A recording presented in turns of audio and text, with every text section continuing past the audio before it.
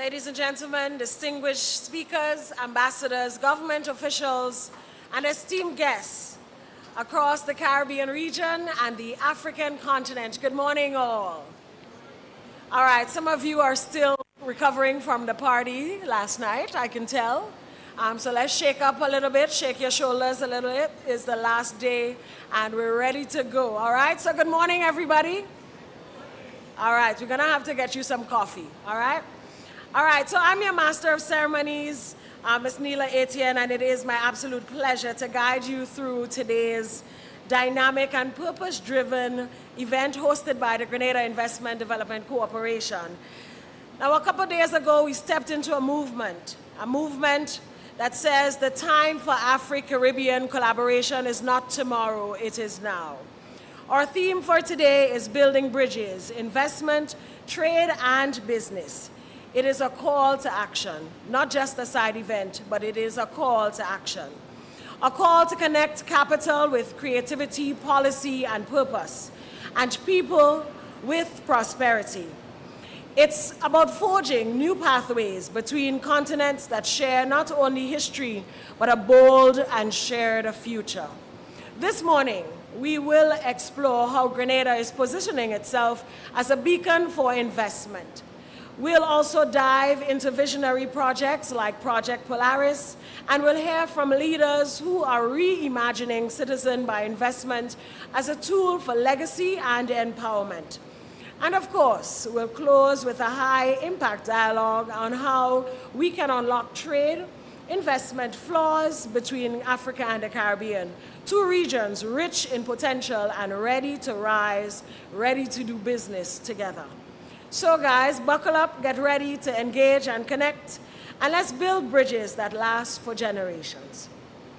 We now officially begin today's proceedings. Please join me in welcoming a distinguished leader and champion for Grenada's development, Chairman, His Excellency Dr. Richard Nixon, Ambassador and Chairman of the Grenada Investment Development Corporation. Dr. Nixon.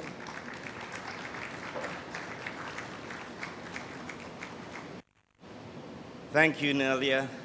Good morning to everyone. That ain't working. Good morning to everyone. Great, great. It's my pleasure to welcome you to the events today, and we hope that we can share enough information with you to put all the policies and plans we discussed over the last 2 days into tangible results and action. Today, we hope to share with you the different paths for investing and partnering with Grenada, and we have presentations from the Bonny Chamber of Commerce.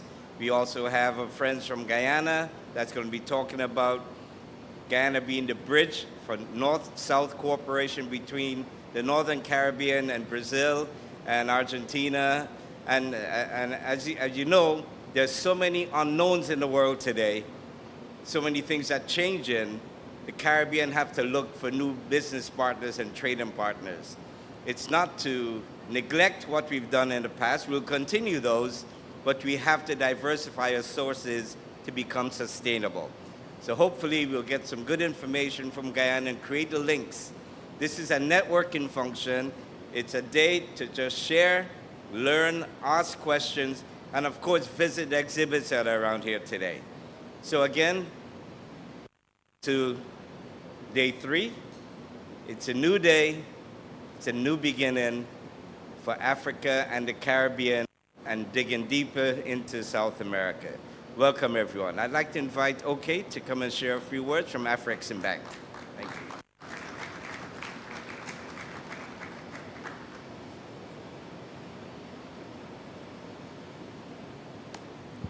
Thank you very much, Ambassador Nixon. Allow me to stand on all established protocols. Okay. Good morning to everybody. Did we all make it strong this morning after a very busy last night? How did it go? Absolutely. So it gives me great honor to stand before you today to address this August event, the day 3 of the Afri-Caribbean Trade and Investment Forum. Just to point out that this is the first time we're having this important day 3, because what used to happen is we do the conference, we do the talk, we do the matchmaking in the hall, and then everybody disperses, So this, for me, is a very important segment of this forum, because it gives us an opportunity to have a more intimate conversation and for us to ask deeper questions about the investment opportunities that abound in this very beautiful island of Grenada. I'd like to start by thanking the Honorable Prime Minister, Dickie Mitchell, for making this very successful event possible with his team. Ambassador Nixon, all the PSCs, the ministers. We could all feel it. What I make out of it is that it's a bold statement on the part of Grenada, because of course, things could have been delegated, functions could have been assigned to parties to execute. But we saw right from the top, the Prime Minister and the ministers and other top government officials being there physically present to ensure that all the I's are dotted and all the T's are crossed. And what bettered out of it is, for me, a hugely successful 4th edition of the Afri-Caribbean Trade and Investment Forum. So I think we should put our hands together for them. Now, what that emphasizes for me is, from the time I came into the airport, you could feel that sense of welcome. Because, of course, you're no longer talking to people who have been delegated to do just their official work, but you're talking to people who are welcoming you because they really want you to feel welcomed. And I feel all of us had that same feeling when we have there. So that means a lot of people are going away from this, and I think that's the feeling I got, with a very good taste of Grenada. Not just the fact that they have the spices, right? They say the Spice Island, but we indeed felt the beauty of the spice of this very beautiful island called Grenada. So you feel that welcome, and you feel that sense of hospitality. And what that tells me is that there's no better place for business than a place where you are given this kind of welcome.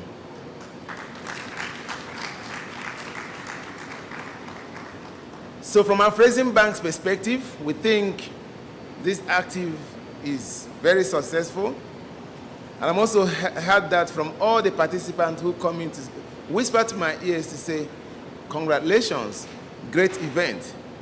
But I'm not taking those congratulations to myself alone. I think that goes right to the local organizing committee and to all of us who came in and comported ourselves so well to give us what is going to stand out as one of the most outstanding ACTIVs ever. We could see it from the number of attendants. People came.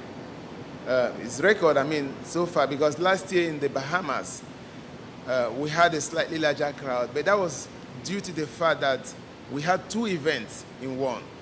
So far, this is the only standalone ACTIV that attracted the number of delegates that we saw at display. I believe business cards have been exchanged. New friends have been made. So now there's a call for action. So we need to pick up our phone from time to time, call our friends here in Grenada, and to talk about, in clear, practical terms, how can we do business. And to the Grenadian authorities, I want to tell you also to get ready, because this is just the beginning. People are going to come back. Trust me. There's an African proverb that says, when a road is good, you will ply that road twice, in fact, multiple times. So I think people feel the spice, and they're going to definitely come back. We are able to sign deals in excess of $300 million here. That's a practical.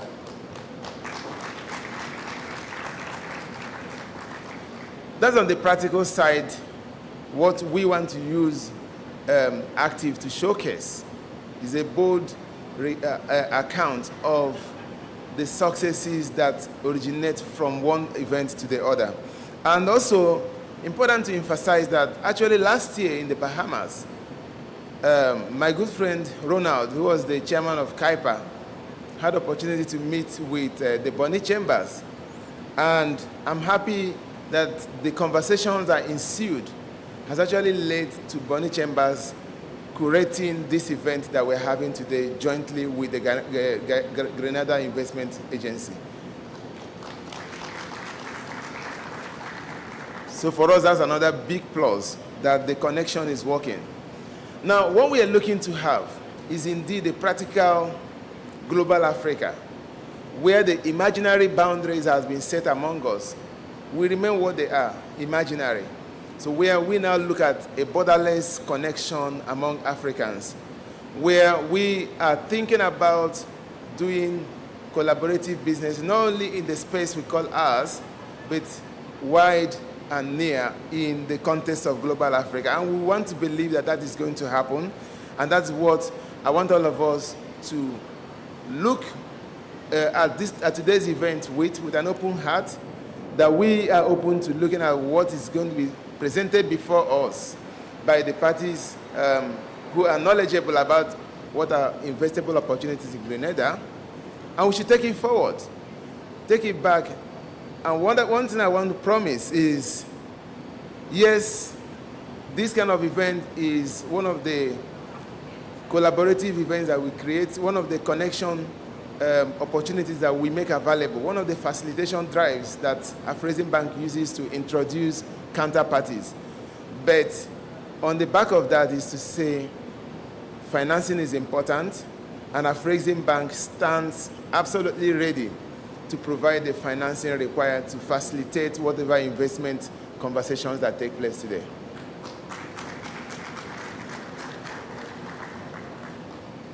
Well, I think we've made all the talks, and I think I want to also use this opportunity to invite all of you to the next big assemblage that Afreximbank is putting together, which is the Intra-African Trade Fair that will take place in Algiers, Algeria, between the 4th and 10th of September.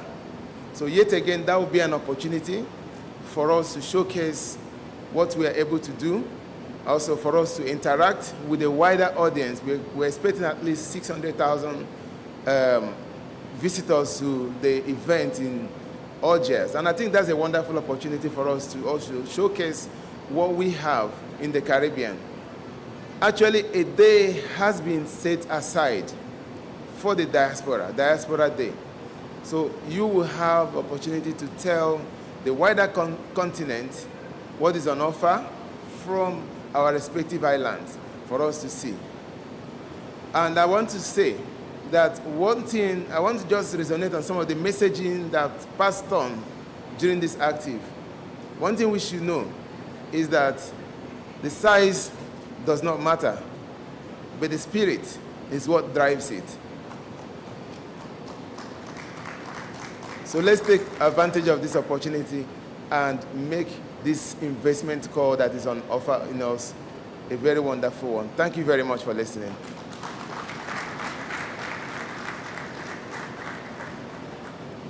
Thank you so much, OK. And OK is the Acting Chief Operating Officer of Afreximbank Caribbean office based in Barbados.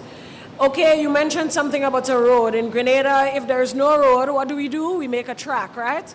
And we walk that track so many times, we call it a shortcut, and then eventually that shortcut becomes a road. And now I know because we're hosting this event, that shortcut, that road, eventually becomes a highway. And that's why this event is so important, because we're building bridges and highways, all right? So thank you once again. I also want to thank Mr. Ambassador Nixon for your remarks as well. And now we move to the presentation segment. We have two presentations in this segment. The first presentation will feature investment opportunities in Grenada. It will outline key sectors for investment, highlight strategic national initiatives, and share insights on Grenada's business-friendly environment. The first presentation will be done by Mr. Ronald Theodore, CEO of the Grenada Investment Development Corporation. I invite you at this time.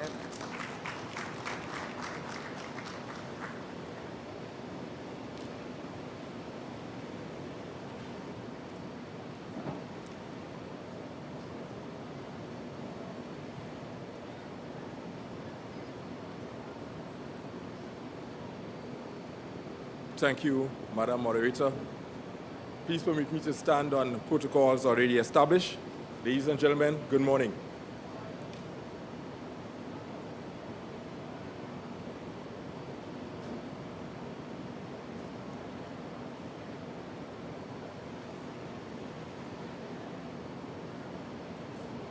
My job is really simple this morning. It's basically to present Grenada as an ideal investment location, and also to talk about the various projects and the sectors for investment. So Grenada has identified some priority sectors for investment. It's tourism and hospitality services, education and training, information and communication technology, the creative sector, agribusiness and manufacturing, energy transition, and the environment. So those are the priority sectors for investment. You may ask the question, why tourism and hospitality services? I think one of the first things that stands out is our natural beauty and unspoiled environment. And I think everyone here could testify to that. We have a well-developed tourism plant, and that plant continues to develop. We see some recent development by Six Senses, the Intercontinental, Sandals. We've seen the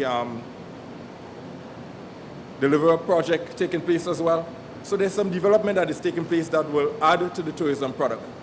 And yes, that plant continues to develop more and more, and there are more to come. We have a reasonably well-developed and regarded tourism destination with a high degree of customer loyalty. We do get a high percentage of visitors returning time and time again. In terms of the business environment, we do have a very conducive business environment, and that augurs well for developing tourism within Grenada. And I must say that we have an ideal yacht and cruise destination. The opportunities, boutique hotels. There's a need for more room stock on island. And yes, there's a need for more boutique hotels. So again, there's opportunities where that is concerned. We can have as much boutique hotels and room stock, but there's also the opportunity for auxiliary tourism support services. Again, there's opportunity for additional auxiliary tourism services on island, and that presents an investment opportunity.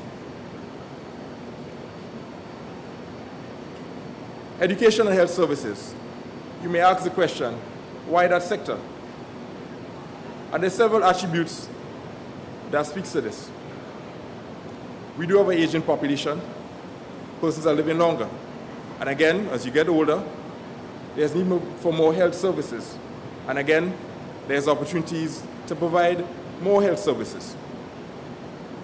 After my presentation, you will have an excellent presentation done by Ms. Andrea Sembanad, so I won't get into that, but she will present an ideal opportunity for health and wellness in Grenada. But there are opportunities for day spas, there are opportunities for assisted living, opportunities for rehabilitation centers. Again, the possibilities are endless, and I do urge you to consider this particular sector because there is a viable sector to actually invest in. Information and communication technology and the creative sector. You may ask the question, why that sector? What is important is that we have good broadband internet, we have competitive wages, we are fluent in English, and what is critical to this sector is that you must have space to house these facilities.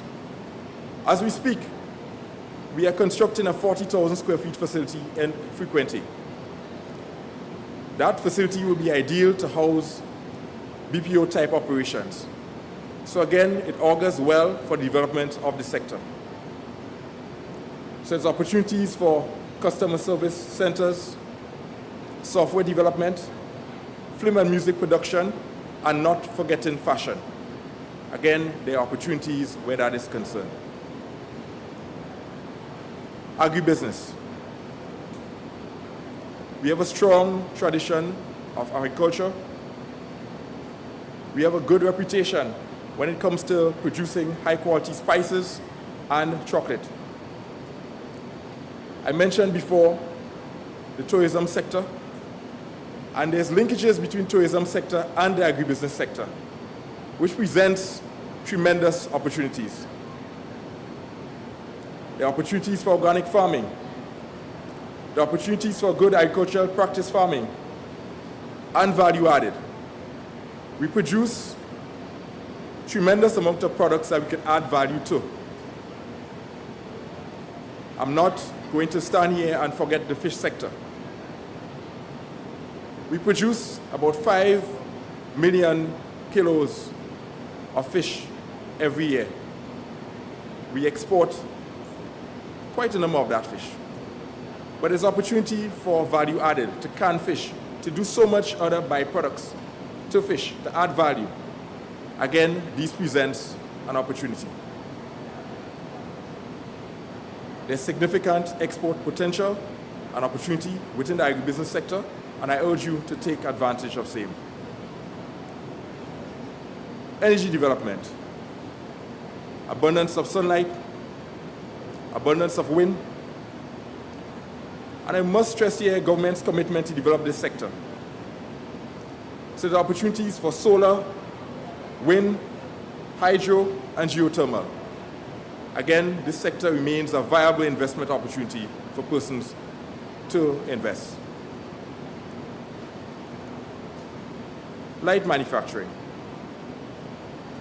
There are a wealth of Grenadian products that can be transformed into products that we can take advantage of. There are strong linkages between the sectors that allows for strong manufacturing opportunities. So I urge you to explore the manufacturing sector.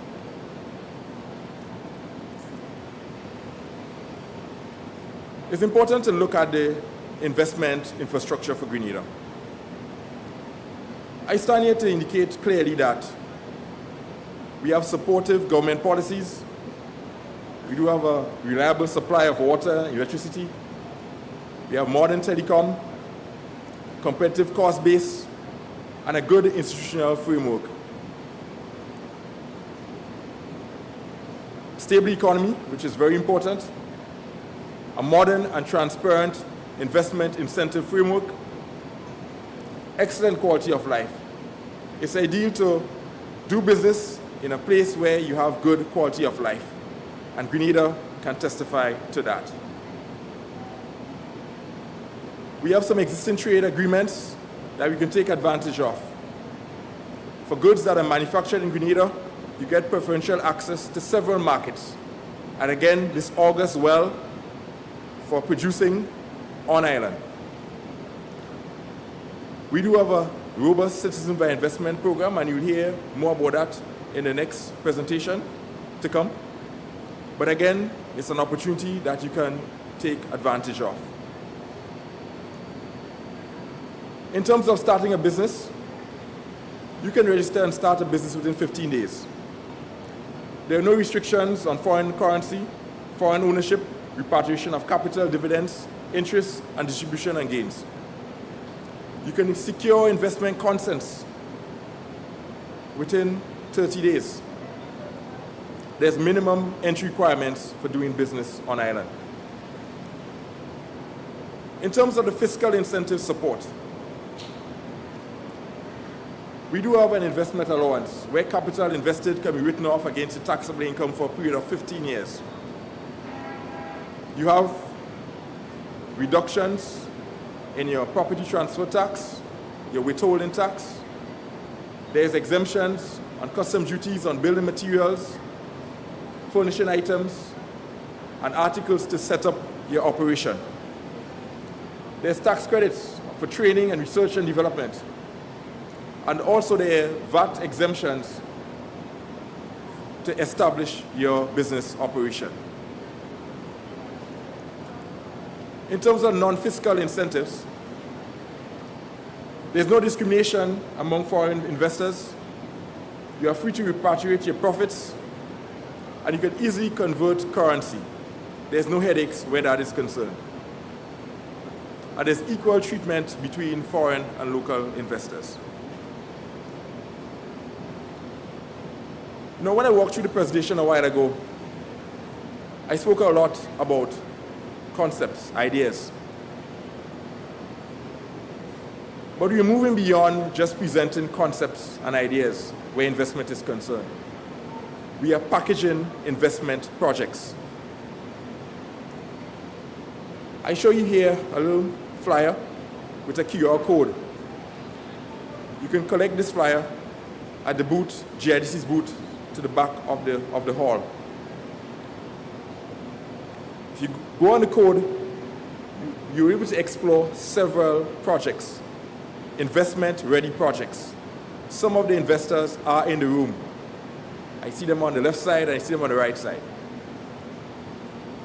These projects are packaged. It clearly outlines the investment costs, the return on investment, the NPV. It's ready investment projects, clearly outlining an opportunity. Throughout this conference, for the last 2 days, we spoke about it's all about the money. So these projects clearly indicate it's all about the money, clearly outlining why you should get involved in those respective projects. So again, I just showcase this little card, and you have the opportunity to collect them at the back of the hall. But again, these are investment-ready projects that Grenada has to offer. So I pause here and say thank you. But I have another, before I leave, I just want to invite Ms. Andrea Sembernard to come on board and talk about this exciting project within the health and wellness sector. Ms. Andrea Sembernard, I welcome you to the stage.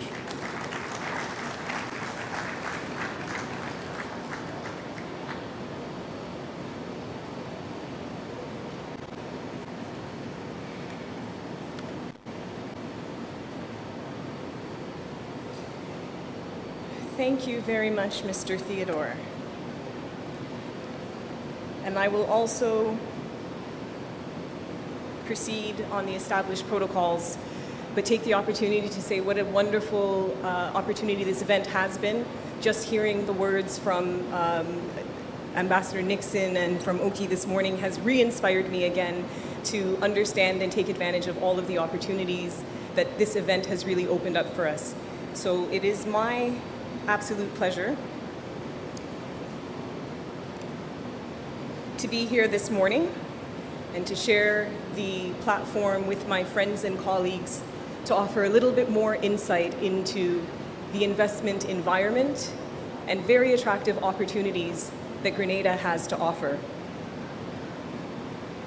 I will certainly say that my presentation is very much a follow-on from Mr. Theodore's presentation, just giving a general overview of the investment environment in Grenada. However, for my part, I will have the opportunity to do this through the lens of what we in Grenada have coined as Project Polaris.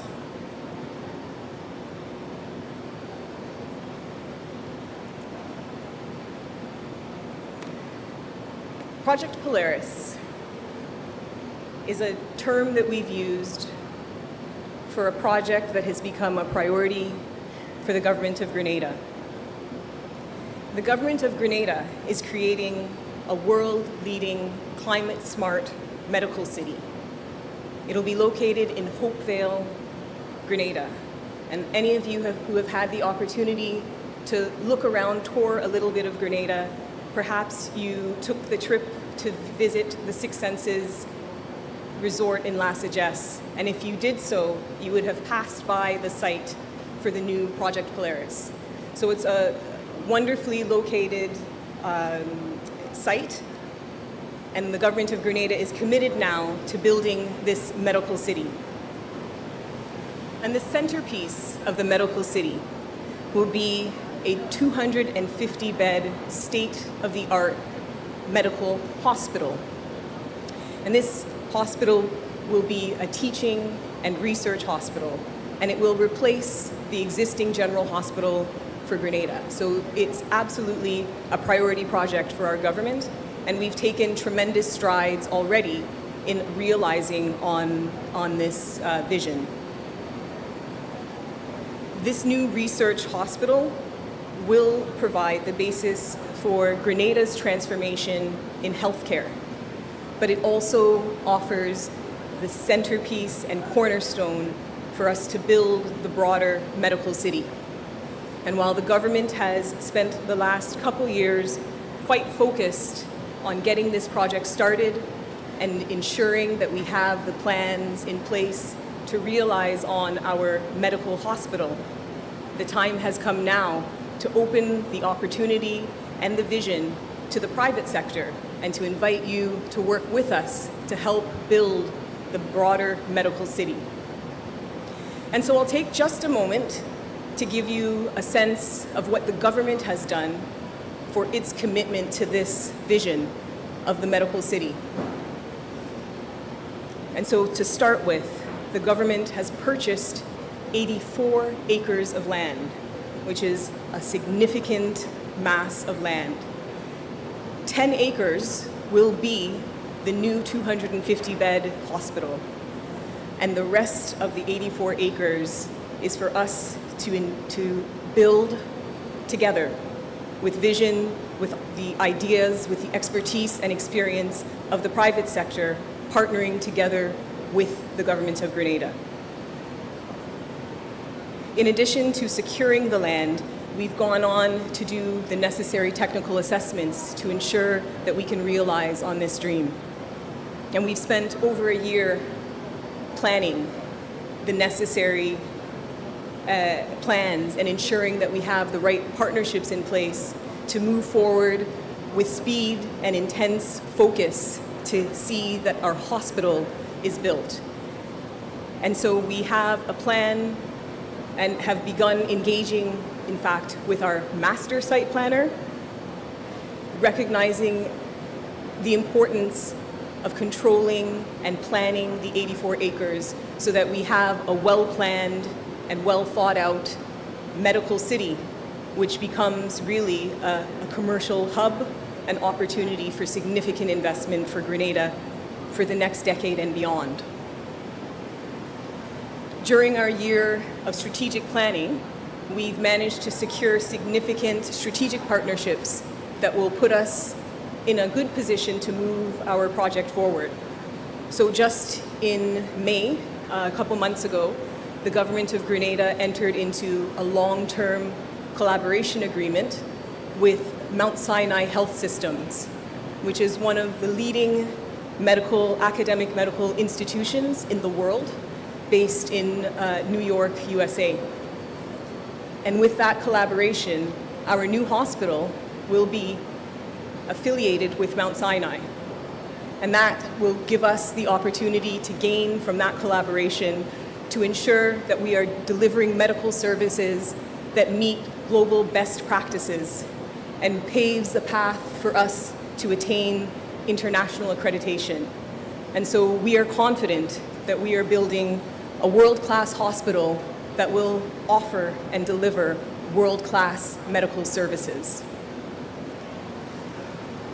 So for the hospital component, we'll be breaking ground next year, and we are on a schedule to be operational by 2029. And so that's enough about the hospital, because that's what the government's going to do. And it will be a world-class, state-of-the-art, 250-bed, climate-smart teaching and research hospital. And so what else comes beyond that is really where we look to the private sector to work with us to develop the rest of the medical city. And I have to say, we do believe that Grenada is quite uniquely positioned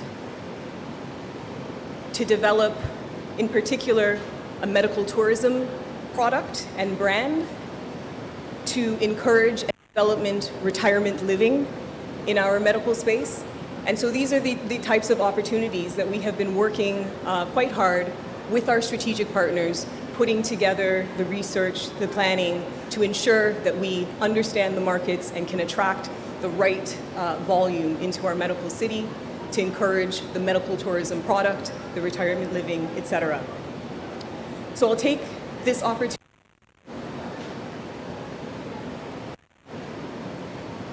to just allow you to view a video that will expand a little bit on our vision of what is Project Polaris.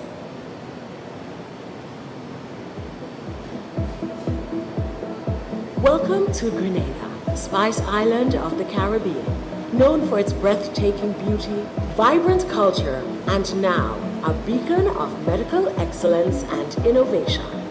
The government of Grenada proudly presents the new Hopevale Climate Smart Medical City. Located in the parish of St. David, this 84-acre medical city is set to revolutionize healthcare, education, and tourism, not just in Grenada, but across the OECS. At the core of this transformation is the new state-of-the-art Smart Research Hospital. Designed with patient-centered care and community engagement in mind, it will provide value-based specialist care, innovation healthcare solutions, industry-leading medical training, and cutting-edge research. From advanced medical oncology and reconstructive plastic surgery to physical therapy, fertility treatment, stem cell therapy, and more, the medical complex and annex will offer a wide range of specialized services, ensuring comprehensive care for all. Adjacent to the hospital, a large medical complex will house private sector and grant-funded services, including a biotech incubator and accelerator, fostering medical and technological advancements. The complex also conveniently features a 4-star luxury hotel, providing comfortable accommodations for recuperating patients, individuals receiving outpatient care, family members and visitors alike.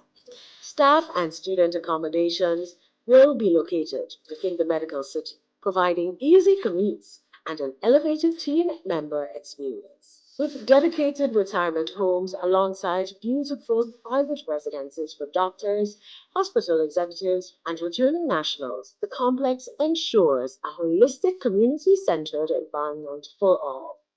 Sustainability is at the forefront, with a solar plant providing renewable energy and supporting Grenada's commitment to eco-friendly initiatives. A vibrant array of restaurants, shops, and entertainment facilities, along with fitness and wellness centers, will create a lively and engaging community atmosphere. Beautifully manicured parks, walking, running, and biking trails will offer serene spaces for relaxation and recreation, enhancing the well-being of residents, patients, and visitors alike. Seamlessly connected by a well-designed road network and ample parking ensures easy access to all facilities, providing an efficient experience for everyone.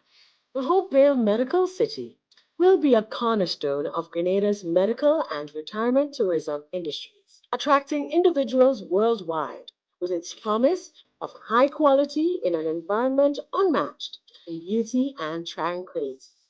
Located just 20 minutes from the capital, St. George, and the airport, Grenada offers an English-speaking, safe, and scenic Caribbean destination conveniently accessible from North America, Europe, and the Latin American. The Hopevale Climate Smart Medical City is not just a project, it is a vision for the future, a commitment of excellence to the people of Grenada, a beacon of hope for generations to come as we move Grenada forward. So ladies and gentlemen, I introduce you to the Hopevale Medical Center.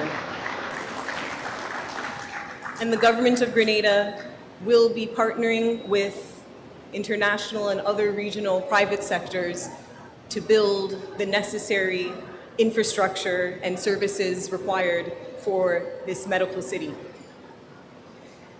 And as I said, a lot of the opportunities that I will mention will echo or repeat the opportunities that Mr. Theodore mentioned, but we'll do so now as we walk through the Hopevale Medical City and see where these opportunities can really be.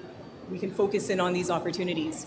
I want to lend also on the general investment incentives that Mr. Theodore had mentioned, all of which would be applicable to the investment opportunities here in the Hopevale Medical City. And really, again, to highlight, it's a quite wide scope of potential investment opportunities that are going to be required for us to build the envisioned medical city. Opportunities in healthcare services. The private sector certainly has a place in delivering healthcare services. Wellness and preventative care. The real estate and infrastructure requirements to build out the medical city are significant. And again, we're looking to partner with strategic partners for all of those requirements as well. And not to mention the areas of health education, health technology, and innovation. And I'll again remind you, the new hospital will be a teaching and research hospital, also leveraging on the Government of Grenada's exceptional relationship with the St. George's University, which is a leading medical school right here in St. George's that has about 5,000 students, but even more impressively, over 23,000 US accredited medical practitioners in its alumni. And so you can see the various pieces that help position Grenada as a known beacon for medical excellence that will build our brand for medical tourism.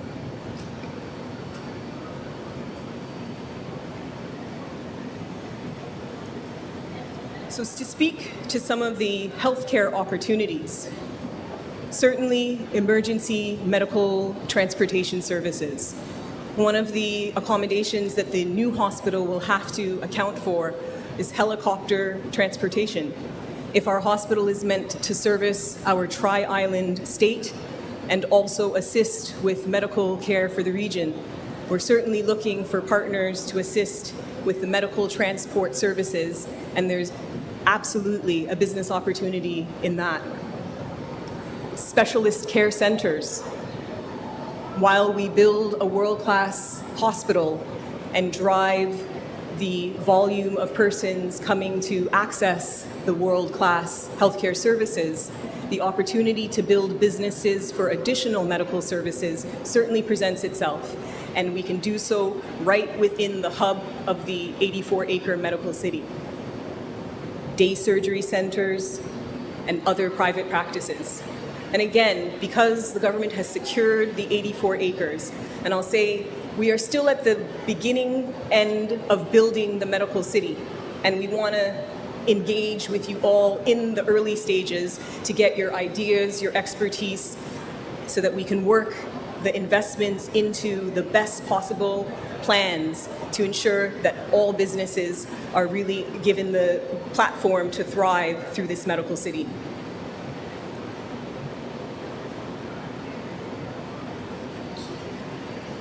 So under the heading of wellness and preventative care, we have the spas and the integrative medical centers. Again, Mr. Theodore would have spoken about some of these opportunities, but I challenge you to consider the opportunity in the context now of this well-planned 84-acre medical city, which will have residential areas, resort areas, wellness, spas.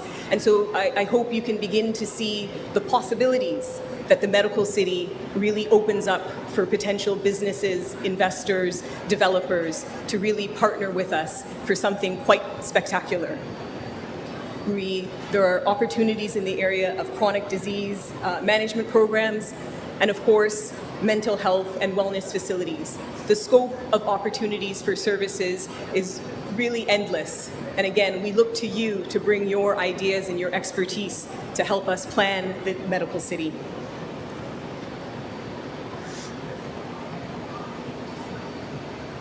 And we've heard, again, from Mr. Theodore, the case for why a wellness resort, why a resort, what's the case for investing in Grenada. And I think it's quite simple, and he's made the case. But clearly, we've got paradise. We've got a wonderful, charming people. We've got the beaches, we've got the food, we've got beautiful nature and serenity. So we've got an environment that really positions us for health and wellness opportunities, for nurturing that type of interest from tourists.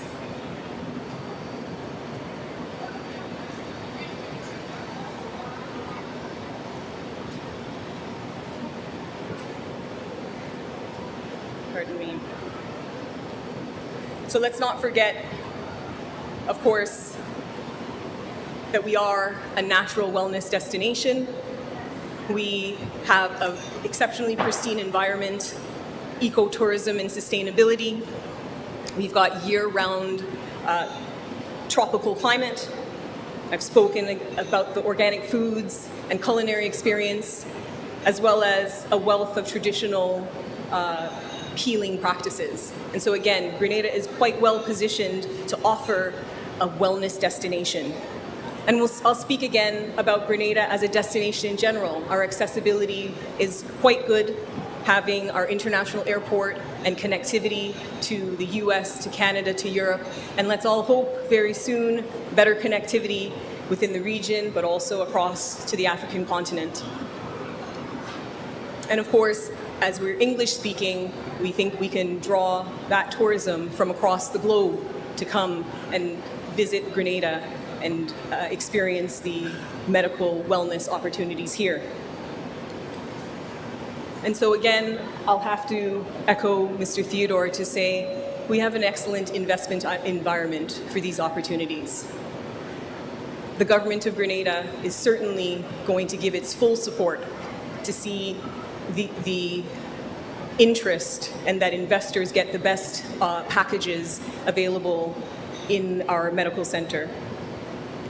We certainly do have and will continue to grow our health and wellness tourism market. And so you can see the government has gone out of its way and is putting all resources into ensuring that we build that world-class hospital that then becomes the cornerstone for all of these business opportunities.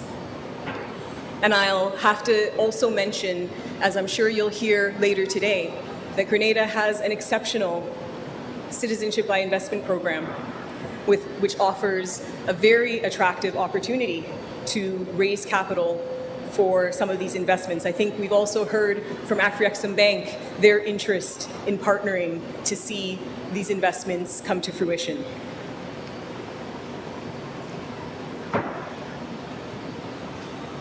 So speaking now to the areas of real estate and infrastructure development. Again, a significant space in need of partnership for development. We've spoken about the broader medical services, and so we envision building medical office buildings and customizing them to the businesses that come in this partnership with us. But we're going to need real estate developers to work with us to build the necessary infrastructure. And the necessary infrastructure will include staff and student housing, for example. So an entire residential community, retirement housing, a retirement community. The retail. So again, we are building residential and tourism communities, retirement communities. We certainly need retail, shops, and other commercial activity to be built in and planned into the medical city. And critically are the utilities. And as we know, the government of Grenada is committed to green energy. And so the medical city will look to utilize renewable energy to provide solutions for all of our energy needs, whether it's base load support, peak load shaving, backup and resilience. Certainly, there are opportunities for developers in the renewable energy space. The medical city alone will require from 5 to 20 megawatts of power. So the opportunity to build right on site within the 84 acres, whether it's solar PV plants, rooftop solar installations, or even a geothermal heat pump system, we are looking for your ideas, your expertise, and we invite you to come and speak with us about these opportunities.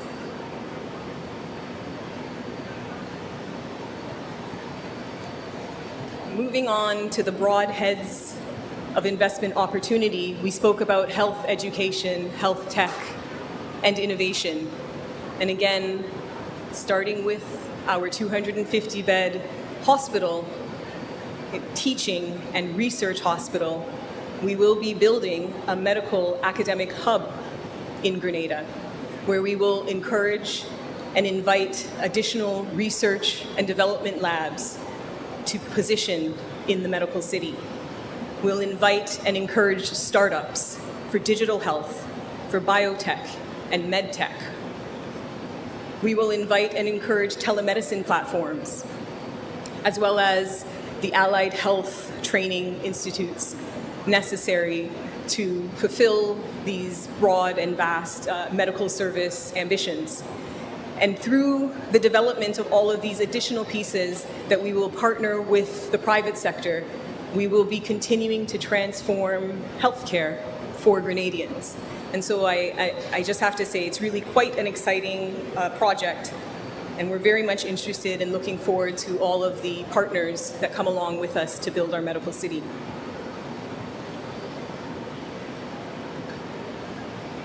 So that concludes my brief presentation on Project Polaris. Myself and my colleague, Mr. Damien Dolland, are here to speak more about the opportunity. We're most interested to hear from you about what you think are the opportunities, and I thank you so much for your time.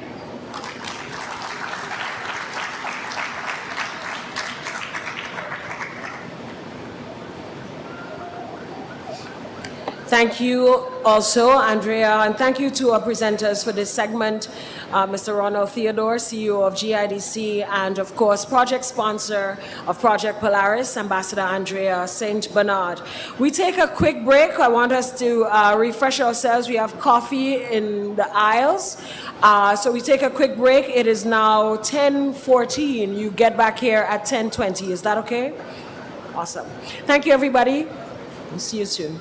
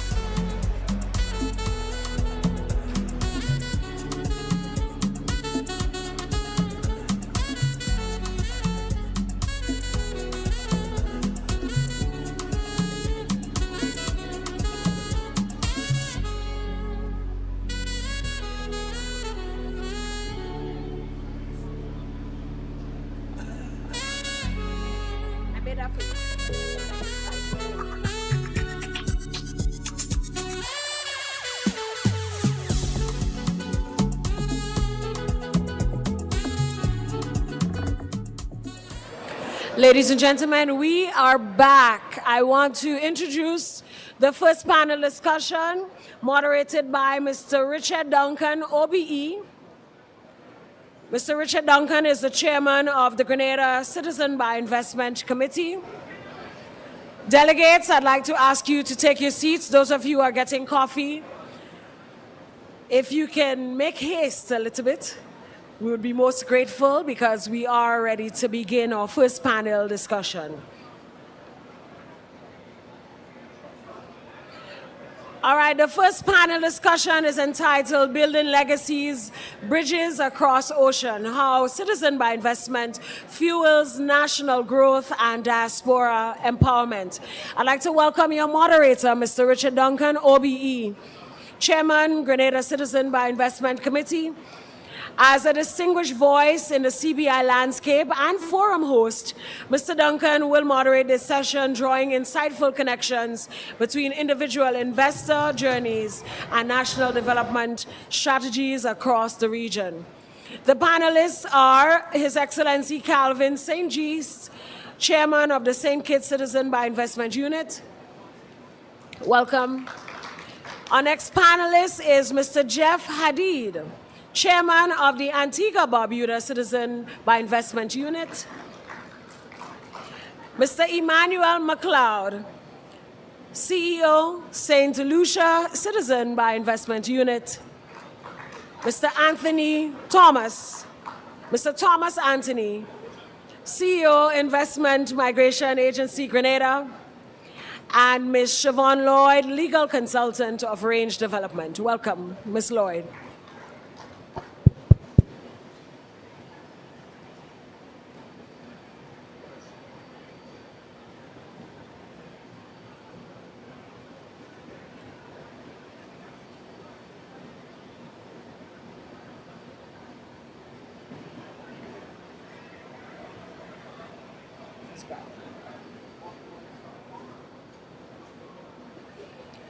All right, and now we welcome Ms. Siobhan Lloyd, Legal Consultant for Range Development.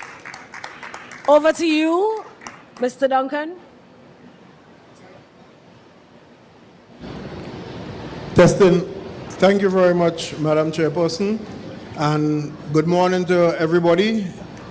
Welcome to the most exciting forum for the entire conference. Yesterday we shot the sheriff because every time we plant a seed, he says, kill it before it grows. And we have a seed that we have planted called CBI in this region, starting in St. Kitts. And our role is to ensure that that seed not only germinates, but blossoms and prospers. And that's our mission. So today we are going to expose you to the program, what it's all about, and why it is, as 4 jurisdictions present here, we are prepared to enlighten you and to help us to grow the program. I would like to point out that the Soul Lady represents one of the most successful developers, in my view, in the jurisdiction. Give it up for Range Development and Siobhan Lloyd.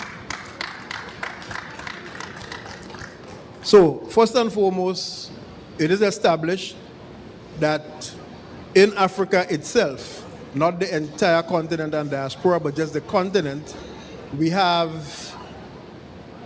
132,000 millionaires. So that's already a market and is growing. Question for each of you, tell us why the OECS CBI space, in your view, is a competitive and worthwhile space for the diaspora to invest and engage, and why your program is the one they should choose. I would start from my immediate right.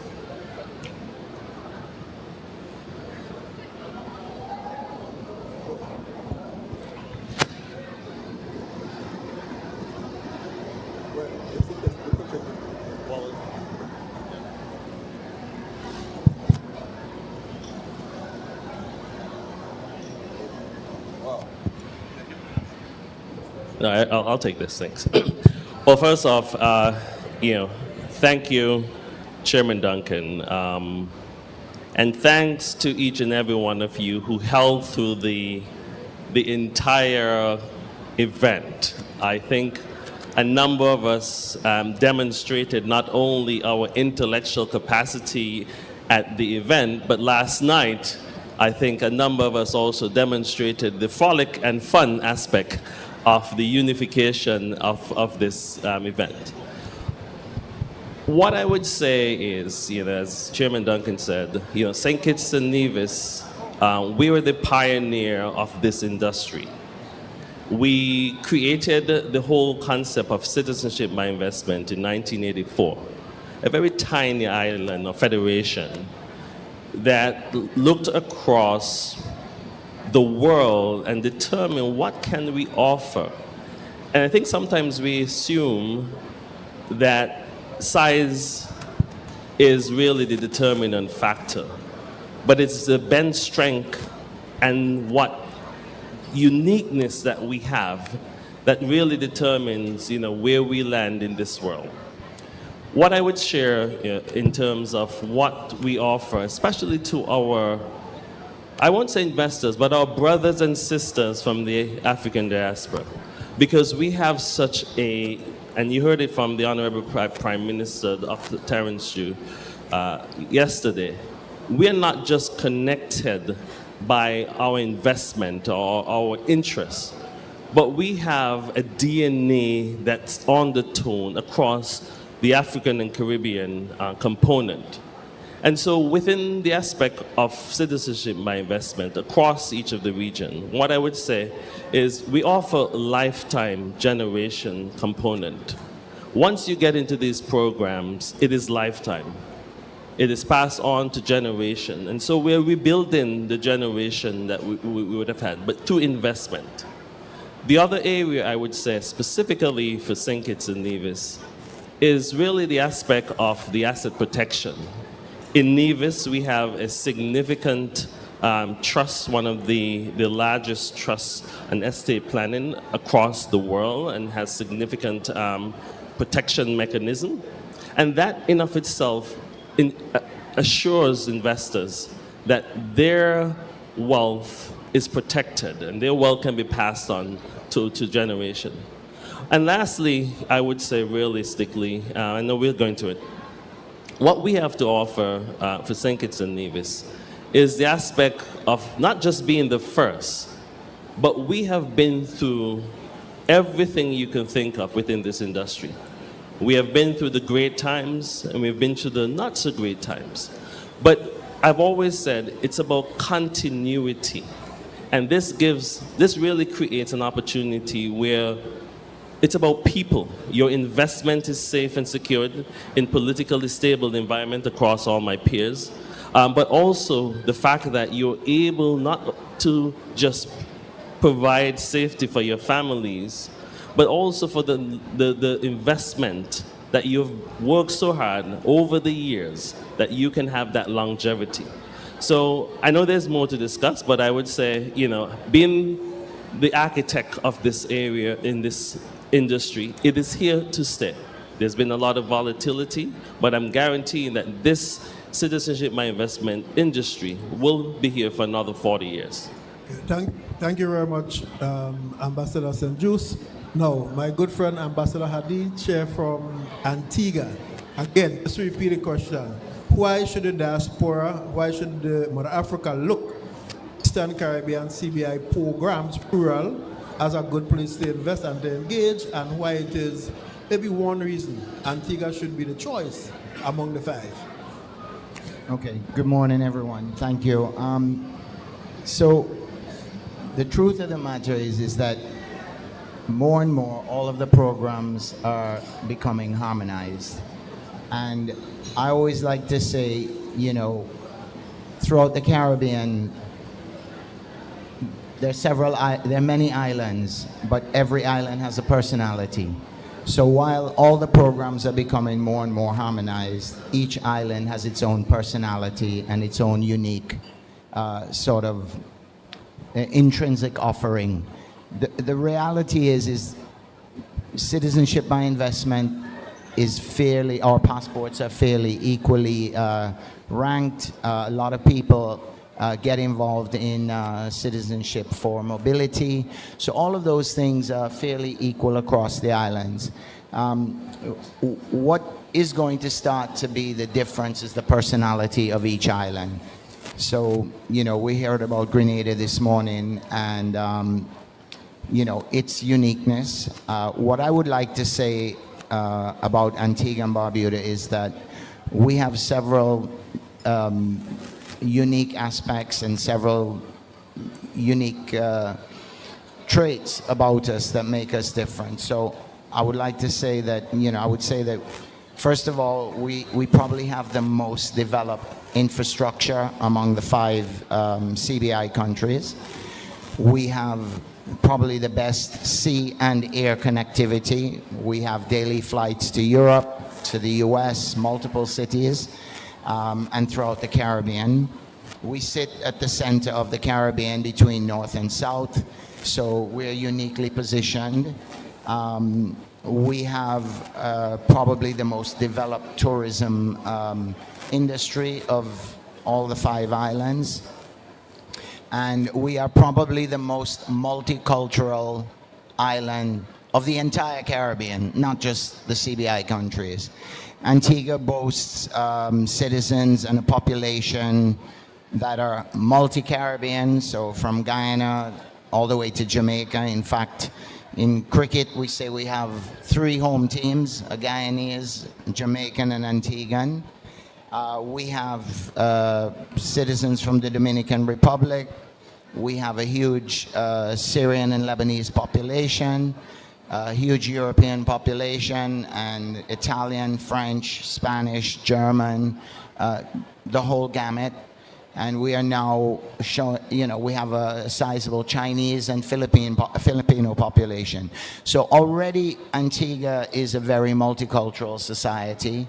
And we do have, you know, that uniqueness about us. Everybody's welcome. In fact, I think our population is less than 50% genuinely Antiguan. One of the things about our program is that from the onset of the program, Antigua had a residency component, a 5-day component, and we're the only island that had that. And we suffered because of that, because it became an added cost. So someone becoming a citizen of Antigua with a family of 3 or 4 would have to buy tickets, hotel, come and stay for a minimum of 5 days in their first 5 years. But while that was in some sense a deterrent or a negative, that actually bode well for us, because on many occasions, people who would have gone through citizenship by the donation or the National Development Fund would have had to visit. And what we found is that people were coming to the island first with this mindset that, you know, I have to spend this money, I have to take this time, find the time to come and spend. But when they got on island, 1, they got to know about the island, 2, they got to feel the vibe of the island. And we have since had many of our CBI citizens decide to buy property, and even some have taken up residency and moved their families there. So, and we do have a few actually African, you know, from the African continent who have now taken and become residents of Antigua. So that is what I would have to say about Antigua. Thank you very much, Jeff. On to St. Lucia, so CEO MacLeod, please. All right. Good morning, Chair. Good morning, everyone. As Ambassador Hadi would have said, we are operating within a harmonized environment where we soon have a regulator that would provide us with harmonized due diligence processes, timelines, and prices. For me, St. Lucia is the most ready territory, ready for investment, ready to visit, to invest, to build, to establish. St. Lucia has direct flights, daily direct flights to the major cities, including London, Toronto, Miami, New York, Atlanta. Also, we have Charlotte and New Jersey flights weekly. I think we have the largest economy in the OECS. I think the most readily available workforce, which is why a number of BPOs have come to St. Lucia, set up shop, operating on behalf of major companies around the world. We have a very mature tourism product that is constantly growing, whether it be in the Airbnb sector, the traditional tourism product. We have been the world's leading honeymoon destination for 10 years on a row. So St. Lucia has lots of opportunities. And whilst we don't have a compulsory residency requirement like Antigua, we have pushed the beyond the passport concept, which is, whilst we won't force you to come, we believe that there are endless opportunities why you should be in St. Lucia. And as I mentioned, we call it the vibe, to visit, to invest, to build, to establish. And so I think to have readiness. If you want a passport for just mobility, then I guess we have a homogeneous product. But if you want to set up shop, to have a readily available market, because you have some of our territories who are building airports, building health facilities. So there is a lot of work in progress. And obviously, St. Lucia is not at the peak of every aspect of its economy. However, I believe that if you come to St. Lucia, you have a readily available market for your tourism, agro-processing, manufacturing, value-added services, good infrastructure. And St. Lucia is a special country. Whilst it's a small country geographically, it's divided into quadrants. So in the north, you have our tourism capital. In the west, you have our nature capital. In the south, you have our industrial capital. In the east, you have our fishing village, that sort of cultural St. Lucia authenticity. So whilst we're small geographically, I think we're so unique. And obviously our history, being 7 times British, 7 times French, our primary language is English, but our areas are all in French. Our older people speak our local patois. We have our Creole festival. So it's a bouillon. It's a nice mix of culture, of fun, of vibe, of growth, of development. So I believe that everybody should visit St. Lucia. And I'm also inviting our colleagues to do the same as well. All right, thank you. Thank you very much, CEO. So we now go to Grenada. So Thomas, your take? So quite frankly, everything that has been said so far can be said of Grenada. Wow. But as we look across the global landscape from an investment perspective, we see shifting alliances. We see previously reliable partners becoming unpredictable. For example, our major partner to the north has been looking more inward. And so we, as African descendants mostly, there's a must that there is this partnership between Africa and the Caribbean. And particularly for Grenada, as I said, all that was said before can be, but we have what is called an E2 treaty. And for serious investors who want to have access to the US market, you can locate a business or start a business or purchase an existing business or partner with a local business owner to produce products here and have access to the US market without paying customs duties. I think that is significant, particularly in this time of tariff wars, that serious investors from the African continent, as I said, can locate here, can partner with local individuals, can create products. We need to build out our manufacturing sector. And I think that the CBI program offers that opportunity so to do. Okay, thank you very much. Well said. Round of applause for this first round of responses. Now, Siobhan, your company, Range, has successful projects in at least 3 of the 5 countries. What has accounted for such success in the first instance? And at the risk of being called bias, which of these 3 jurisdictions you found it easiest to do business with? You're going to get me in trouble. Good morning, everyone. First of all, I'd like to thank you for this opportunity to be here.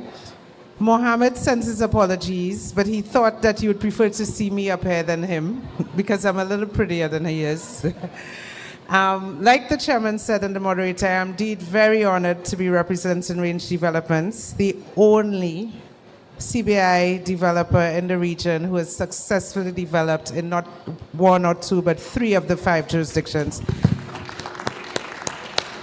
Thank you. I'm also proud to be a St. Lucian, a West Indian, and a woman on a team in this business and on this panel.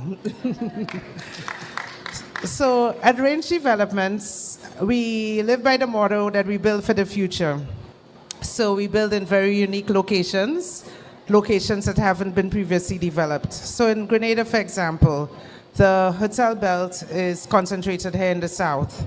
But 30 minutes from here, you go to Last Adjust in St. David, which is known as the Virgin Parish. And we acquired 60 acres, and we have brought to Grenada and the Virgin Parish, the first Six Senses resort in the Caribbean. The Six Senses at Last Adjust also forms part of our master development, which includes the Intercontinental Grenada, which is a 150-room resort that's currently under construction, CBI approved as well. And next to that, we are constructing 60 luxury apartments. So we're very excited. We've been in the Caribbean for over 10 years. And it's interesting doing business in the Caribbean. That's one way of putting it. But with vision, with a leader is his team. So we have a great team. We have great relationships with all the governments where we operate, and the support has been wonderful. And we're excited about and very proud about what we've done in the Caribbean, and excited about what we can do. Okay, thank you very much, Siobhan. And just to primarily driven by developers, in each of your programs, do you believe we can reverse, whereby we can determine the types of projects or the projects that we want and sell it to developers specifically in the African diaspora, African mainland? Is that a paradigm shift that you think we can contemplate looking into the future? Anyone can take it? So I'll take this one. Yes, I think it's about time that we start thinking strategically about where we would like to see the CBI investment funds flow, into what sectors of the economy. And we create these multi-agency groups where we sit together and we plan where we want to see the various sectors in 5 years, in 10 years, 15, 20 years. And we create these investment packages that we go off and shop to private sector. And we become equity partners, rather than the current model where individuals have these ideas and they come to us seeking the opportunity to raise money under the program. I think it's important that we rethink that government becomes an equity partner in these developments, and that we drive the development in that area. In the case of Grenada, we need inventory. The Intercontinental is almost sold out. Six Senses has been opened. The Silver Sands Beach House is open. And so we need to have more inventory for investors to choose. But rather than just focusing on the hotel sector, I think it's an opportunity now to diversify across the various sectors of the economy. Thank you very much. Please. So let me share what's happening in St. Kitts. And we developed last year, we saw the aspect of we needed to transform our citizenship by investment program to focus those investments that are most impactful to our citizens. So we developed what's called public benefit options And these are capital projects whereby the government determines the type of initiative that are critical and that will have both economic value and social value for the country. And then we partnered with developers or investors to ensure that these specific projects are part of the CBI. We have oversight of them. We also ensure that they get completed. So for example, right now we have 5. We have our, from an education perspective, we have our secondary, which is the Basia High School. As part of the tourism expansion, we have the expansion of our airport, which is another public benefit option. And then we also have an element as part of our tourism sector as well, which is our Marriott component. And our Marriott in St. Kitts and Nevis is one of our largest employer, but not just an employer, but they provide desalination water for the sector in the area. So the restaurants and everything, they also provide that. And so they're part of our public benefit option. And then we have the aspect of affordable housing. I should say, before I get to affordable housing, is our creative economy. When we look at what is the future and how do we ensure that our young people have the opportunity to demonstrate their creativity, we saw there was a need for a very I should say, international creative arts center. And so we have that in place. And most recently, and I would say this shift, I'll even go further than not just identifying the development, but we have also now what we're calling CBI 2.0, where we want the investment almost to some degree upfront, and then we support with the CBI component. And so we recently went to a partnership with Client Referral, a large agency, where they're supporting us with affordable housing for low and middle tier individuals. And the construction has already begun. So it's going to be upwards of 100 to 150, and that's phase 1. And so we have shifted the narrative where, similarly to my colleagues, where developers come in and then they tell us, this is the project that they're going to do. We're now saying, no, these are the projects that will have the most impact to our citizens. It will have a return on your investment. But even further, we need skin in the game. You know, I came from Wall Street before I joined this. And in that environment, you truly have to ensure that any type of negotiation, that it's a win-win for everyone, but you have to put up.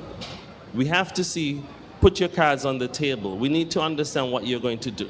And so now we're transforming it to where these programs are truly going to be more around how do we ensure that at the end of the funnel, the benefits are rewarded on both fronts, not just from a developer who comes in and do it. And we welcome, we appreciate, we want the developers, but it must be a mutual win-win for the citizens, that these funds are invested into the most important aspect. So this is how we're actually approaching this in St. Kitts and Nevis. Wonderful. Any other takers? Yeah, I would just like to, while I agree to some extent, I believe more in sort of a hybrid approach, because if I'm a successful entrepreneur coming from mainland Africa or anywhere, entrepreneurs are usually dreamers. They have their own thoughts and ideas. So you cannot stifle or, you know, put them on a railroad track that they can only do the things that you want to do. I think you need to have a bit of both.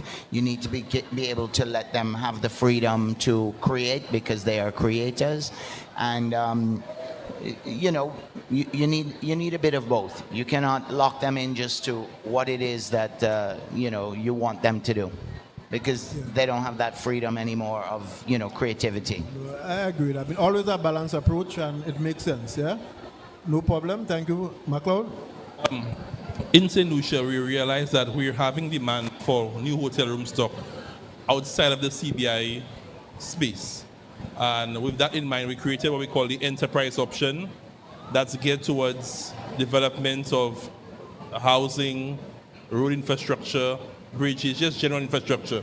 Because while CBI typically drives hotel development, most of our core hotels are really foreign direct investments that are not funded by any CBI project. And for us, it's also probably ranges different because they develop and complete. CBI developments tend to be so muddy and messy sometimes that if you have direct interest without all of the roundabouts to go about. So our interest now is really about infrastructure. So we incentivize our developers here. We want to have this new road, this housing development. We want to have 500 new houses. How can you assist us? And we provided CBI infrastructure with promoters, marketing agents to assist you to recoup on your investments. Okay, understood. Thank you very much for that. Round of applause for this round.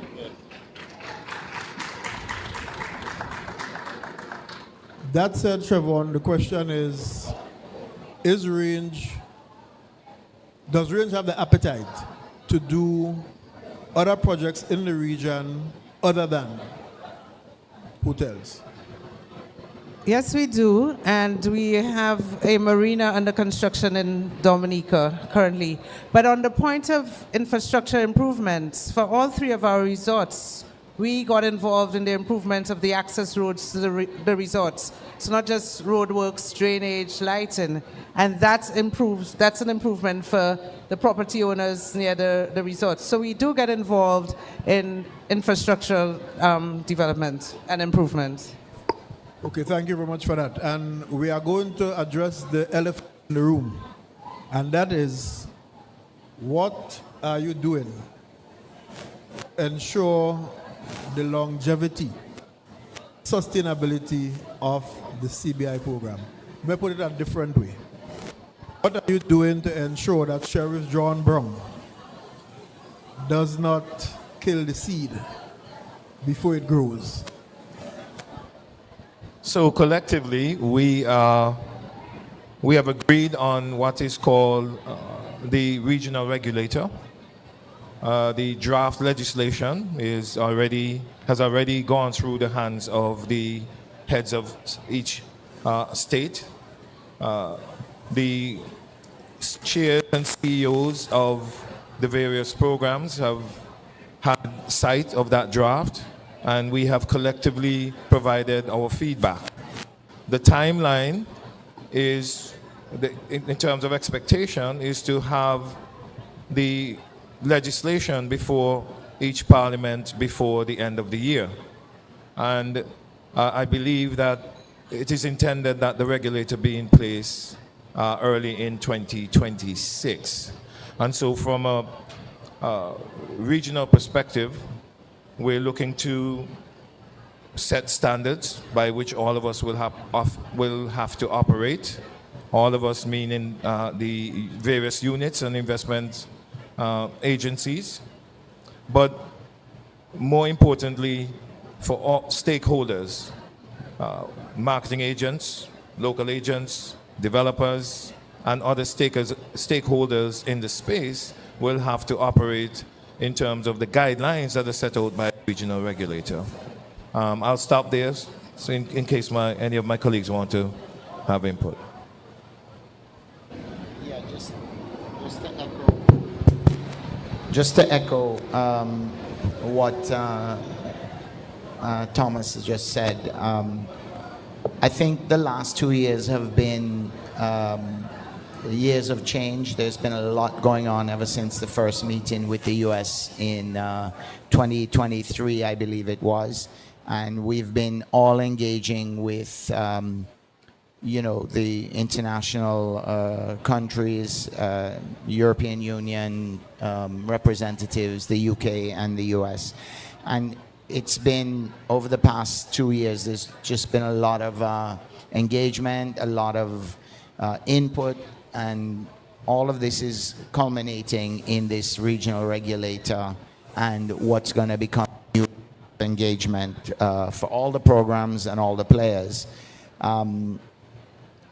And everybody is signed on. The 5 prime ministers are signed on. The 5 CRUs are signed on. So I think Right now, there's a moment of wait and see and lull, but I think from January of next year, it's going to be much more well-defined, and the CBI industry will look quite different from what it does today. Thank you, Chair. Oh, you going? Oh, okay, all right. My angle is different. I concur with what my colleagues have stated, but I think over the last year and a half, there's been an appreciation from each CBI territory that the Caribbean is seen as a block. And whilst we are individual programs with our own commercial targets and revenue targets, we are seen as a block. And if any of us does anything adverse, it may not just be pinpointed at the country, but at the entire industry. So I think there's a collective responsibility that has been developed over the last 12 to 18 months. And with that, we want to ensure that no bad actors pass through the program. We adhere to the strict principles that have been set out, whether it be having the interviews, having the operational audits, having the FIA checks. So I think that sort of adherence to proper due diligence due to the overall big picture is one of the underpinning factors in what we see today with the regulator, with the Prime Minister's meeting to agree on the terms and conditions, with us meeting recently in Antigua to also meet. So I think that the general consensus for me is that we appreciate that we need each other for the viability of the program. Just to give a different perspective, because we deal directly with the investor and we've dealt in so many of the jurisdictions. I entered the CBI space in 2007, so I've seen the evolution of a lot of the programs. We sat in rooms with heads of government to discuss changes to the programs. But as an investor, what they want to know is that once they submit that application, that the process will be as seamless as possible. And if we're talking about a joint approach, we have to all sing from the same hymn sheet. It should be a process where if I apply in St. Lucia and I apply in Antigua at the same time, we will try to keep within the legislative processing period as much as possible. You understand? So we have to, and I know I harass you a lot, Thomas, about that, because a lot of my role is managing the investors' expectations. So we cannot say it's going to take 3 months and then 6 months later we still in the processing stage. So we have to give ourselves that competitive advantage as a region that investing in the Caribbean, investing in our programs, you are dealt with efficiently, and you deal with a developer like ourselves who the proof is in the pudding. It's somebody you could trust. We deliver on what we say we will deliver. So I just want to give an investor perspective of what it's like. Well, I'll give you some comfort just by mentioning the fact that the regulation anticipates this. And in the framework will be a timeline that all of us will have to deliver within.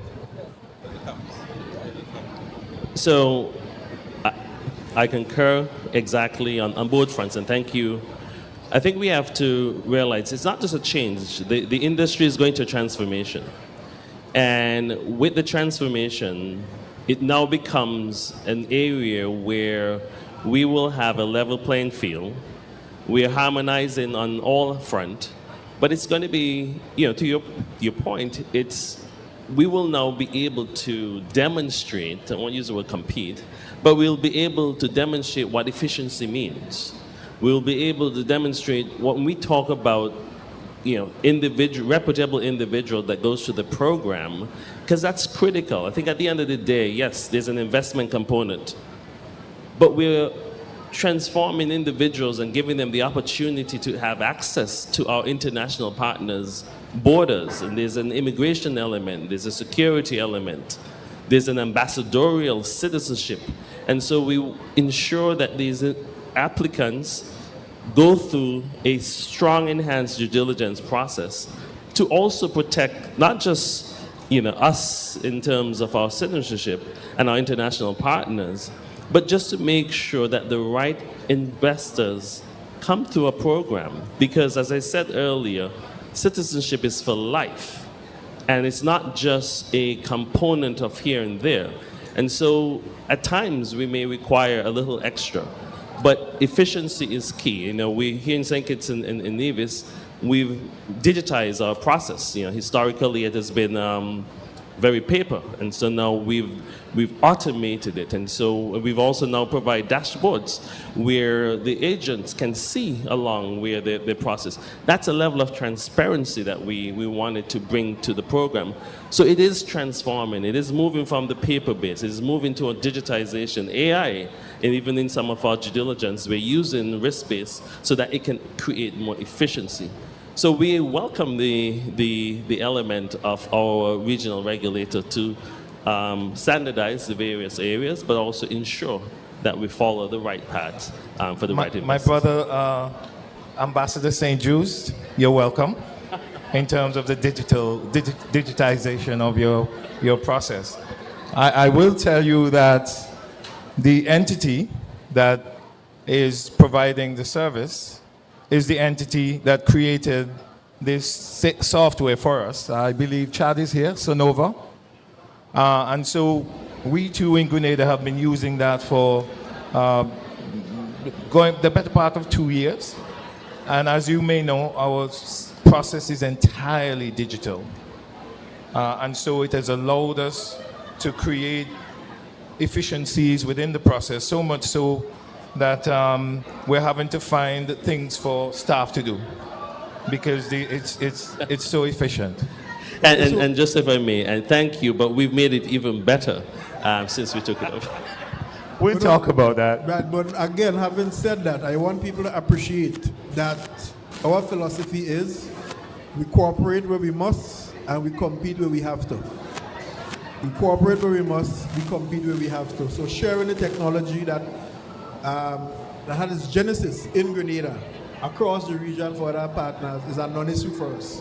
There are other platforms or areas on which we can compete. But that said, we will allow one question from the audience before we wrap up, if there is any.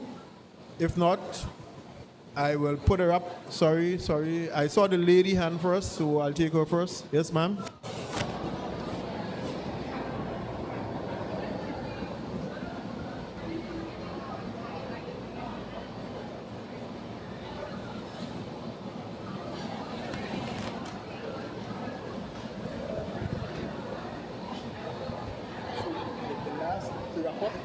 Statement in terms of how many roughly just a quick in the African continent, Nigeria, South Africa, commitment to do more. Testing, thank you. Hello, my name is Danica Roberts. I'm Grenadian American. I was born in the US, but my entire family is from Grenada. Oh, okay. We were just talking about digitization, and I think it's wonderful that we're taking steps to kind of move away from paper processes and coming in 21st century, right? Challenge that a little bit. So I recently just got my Grenadian citizenship.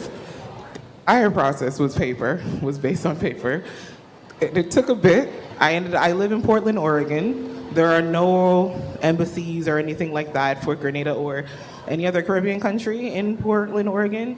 I ended up having to, thankfully I went on a trip to New York and I had to turn in my paperwork in New York in order to get my Grenadian citizenship and or to get everything back to me in Portland, Oregon, right? And so I guess my question is, I hear that we're talking about investment opportunities for foreigners, to come and invest in Grenada. But I'm also curious about the process for Grenadian who are Canadian by descent who also want to invest in the island, right? Like, you also want to come back, and I'm curious about what, if there's any provisions or processes specific to Canadians by descent or Caribbean people by descent who are trying to their own home country. So I apologize for the experience that you had in trying to register your citizenship. But the Investment Migration Agency does not treat with citizenship by descent. Okay. That's a National Security, Home Affairs Ministry matter. But we treat with individuals who are non-national, who invest in the country in 3 different pathways, and on that basis apply or citizenship. The conversation I think you want to have as a descendant of Grenadians may be better had with Mr. Theodore's agency, the Investment Development Corporation. Okay, thank you. Folks, we have to wrap up, but there's only fear. Both hands went up at the same time, and I cannot measure who was faster. So, yeah. It's about an hour. About an hour. Sitting down here and listening, my name is Colin Westmoreland. I'm a CARICOM citizen and American citizen. And I'm tremendously proud of the OECS. But when I sit down here and I listen this morning, I saw a very competitive nature in each country. And it sort of jarred me the wrong way. I think what is most important that we should do is to plan to develop the OECS, and including CARICOM, in unity. And each one of you, each country, look at your comparative advantage and try to develop that product and market the entire OECS as one unified group so that we can all enjoy all of the benefits, and we can enjoy the benefits that the AU, the African Union, is putting out to the Caribbean and the diaspora. But to be competitive, we've got a better product, we got this, It's jarring me a bit wrong. And if we can really sit down and come together and look at different sectors and plan its development, it will be most beneficial to all of us.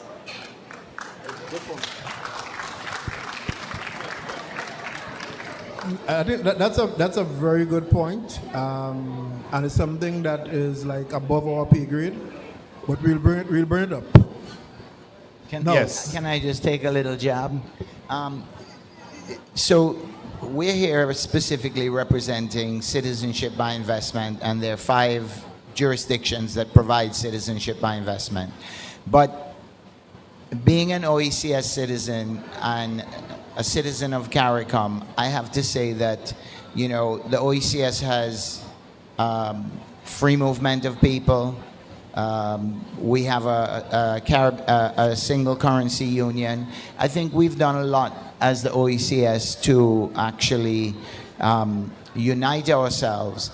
But it's like everybody, you go on any street, there's shops, they're competitors, but they're friends and neighbors. So it's normal to have that.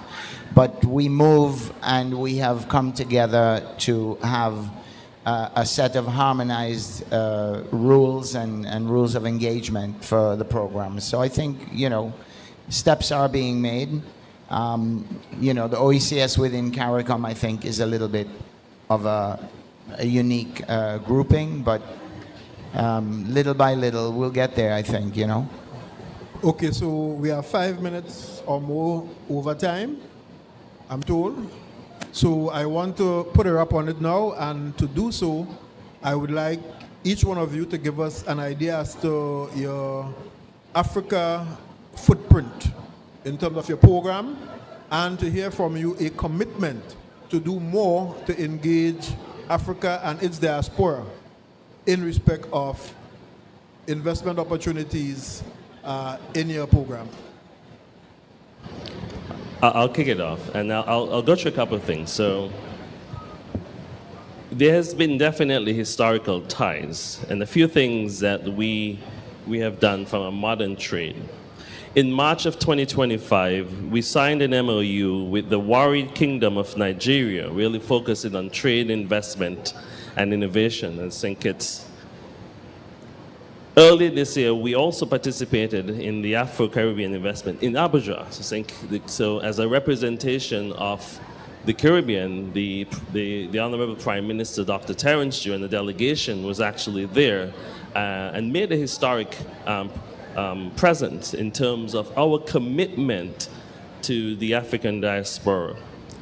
And furthermore, what I would say, beyond just the trade, we have so much from a commonality aspect. We talk about the goat water, that's almost similar to the pepper soup. We have the West African side. We have the Palau, which is on the East African side.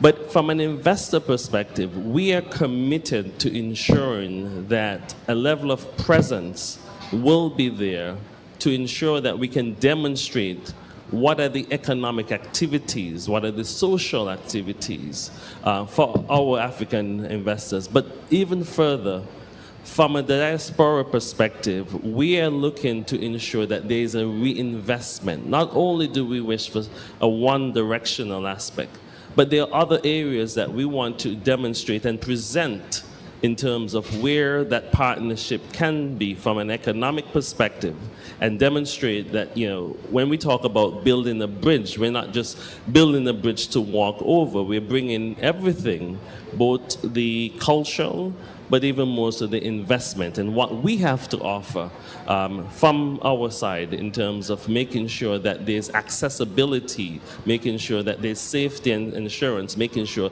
that there's wealth preservation. And so it's a two-way stream that we're looking to have this partnership with our African diaspora. Thank you very much. Jeff? Yeah, I don't have specific numbers, but I know that a huge part of our CBI application base are African. North Africa, Morocco, we're very heavily, subscribed by Moroccans, Nigeria. So from that standpoint, we are continually engaging with investors from Africa. As you would know, LIAT 20, which was, something that our Prime Minister pioneered and worked hard to get going. The key investor is a Nigerian, Airpeace. So we do have already a strong engagement with the African continent and with Nigeria especially. I think if I were to say, I know a lot of these programs are, using, a lot of the client base is African.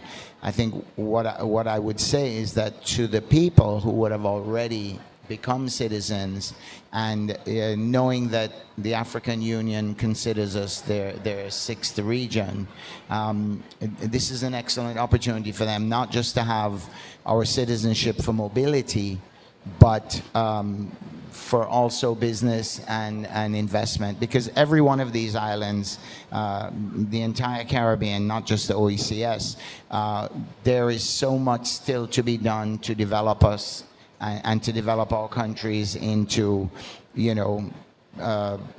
beyond where we are, to provide all the services. There's so many services that are still required. So there are a lot of opportunities, not just for big investment, but even for small businesses. Having become a citizen, and there are a lot of, if you're going to invest in one of these islands and you're over in Africa resident, there are opportunities to partner with locals to help also build, the local investment base as well, with the funding that some of these people would have available to themselves. So I think it's really now taking the step. I know when I sat in the room for the last 2 days, there was a lot of very high-level talk, and my question was, how does that filter down to the man on the ground? And these are opportunities where people who are becoming citizens, I think each of these islands have a pathway through business, partner with locals, find the right, the right partner or the right associate to develop even small businesses, Thank you. Well said, Jeff. Nigeria is featured in St. Lucia's top 5 territories for applications received for the last 5 years. And we've seen a continued growth in the uptake in the Nigerian applications. We also boast of a huge Nigerian diaspora, and it was crystallized when the president of Nigeria visited St. Lucia last month, and there were various diaspora events. And as we knew, we had many Nigerians working in the healthcare sector and even the services sector, like hotels and stuff. The numbers we saw at the diaspora events was amazing. So I think we have at least somewhere in the region of 300 to 400 Nigerians in St. Lucia. Now, why that may be a minuscule relative to Nigeria's population of 200 million, but in the size of St. Lucia, for them to venture from all the way West Africa to St. Lucia means they were drawn in by some connection. We've also established the Nigerian president visit that holders of diplomatic passports will have visa-free access to Nigeria, and they also have scholarship opportunities. And there were signed MOUs towards having some integrated business agreements with the Nigerian business community and St. Lucia. We also have an embassy of the Kingdom of Morocco in St. Lucia, and we've also visited Morocco on various promotional tours with the hope of building a footprint in that region. Obviously, Ghana is close to Nigeria, and any spill-offs, we are ready and available to exploit it. I know that others have tapped into South Africa and Kenya. St. Lucia has not been as aggressive in these regions, but generally we want to establish a good link with our African territories. Thomas? Yes, so similarly, Nigerians represent the #1 demographic this year in terms of application submission to the Grenada program, surpassing China. And in 2024, we also saw the China and Nigeria exchanging the #1 and #2 positions throughout the year. And so from that significant base that we've developed in Nigeria, we are building out to other African countries. So I was recently in Kenya. That's one of the new markets in Africa we're looking to have applications come from. Later this year, we're doing a West African tour. And the second new market that we're looking at coming out of Africa is Ghana. So this year, we'll be doing all of those tours in an effort to increase the number of applications coming out of the African continent. But I'll quickly say, I was hoping that we would have had some time to talk about the energy model a little bit. Because I think it's really time that we rethink that model where a single entity is the regulator, the operator, and the distributor, and the generator of energy. And we look to use the CBI funds to encourage private sector to perhaps get involved in the generation component, and that government maintains the ownership of the infrastructure. I think that way we can reduce the cost of energy. But that's a conversation that we can have when we have more time. There's unity of thought as far as you and I are concerned on that idea. So Siobhan, final word from you? I too have statistics. So Nigerians and West Africans make about 40% of our investors. And how we connect with the African continent, we sponsor roadshows. So last October, I would have gone to Nigeria and Ghana and connected with high net worth individuals and told them the opportunities of investing, particularly in Grenada, but there were other programs that were being represented. And you'd be surprised, the connections between Africa and the Caribbean is very strong. Whilst in Ghana, I found out that there are 10 Ghanaian students studying at SGU. We, like Claude said, we have a number of Nigerians who are resident in St. Lucia and the other islands. Investors in our properties get a 7-night complimentary stay at any of our resorts. So we have clients from Nigeria and Africa who visit one resort they may not have necessarily invested in. So you see the influx of visitors to the different islands. Then high net worth individuals that we attract from the continent, they have very high standards, and they could connect us with funding opportunities, connect us with other high net worth individuals. So a lot of our business is based on referrals. So if an investor has a good experience, they would refer you to somebody else. So we focus on keeping communication open with that part of the world, and we encourage you as providers of the programs, and kudos to you, Thomas, and your team for your efforts in enhancing that connection, especially with Africa. It makes a difference. They feel welcome. They feel, investors who get a second citizenship, they feel like it's their country, it's their home. So if we could make them feel more at home, make it easier to do business in this part of the world. We have investors who's like I said, their kids come and study here, but they think about, how could I live here? How could I move my business here? How much of a market is available to me? So kudos to GIDC as well for the incentives you're implementing that would attract these investors. So we on the right track, and I don't know, I think we should really say thank you again to the organizers of this event, because it has proven that we have the capacity to host a world-class event. It was a great networking opportunity, and I hope that everybody, when you leave here, you'll tell a friend who'll tell a friend of the significance of this event, because a lot can happen following this. Thank you very much. Round of applause, please, for the entire panel, and thank you very much, guys. Job well done.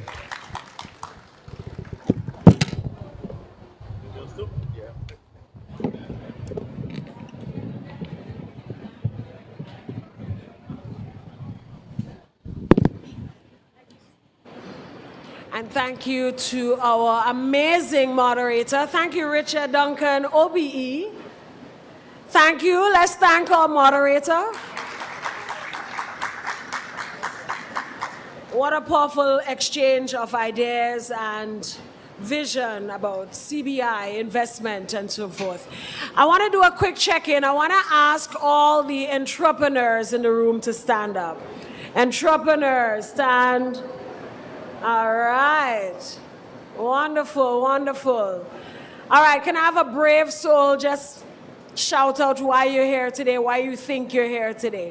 One brave soul. I do not have a mic for you, so just shout it out. Malika, you have a big voice. All right, I think you have beautiful things to say, so I'll borrow this mic. Oh, it's on.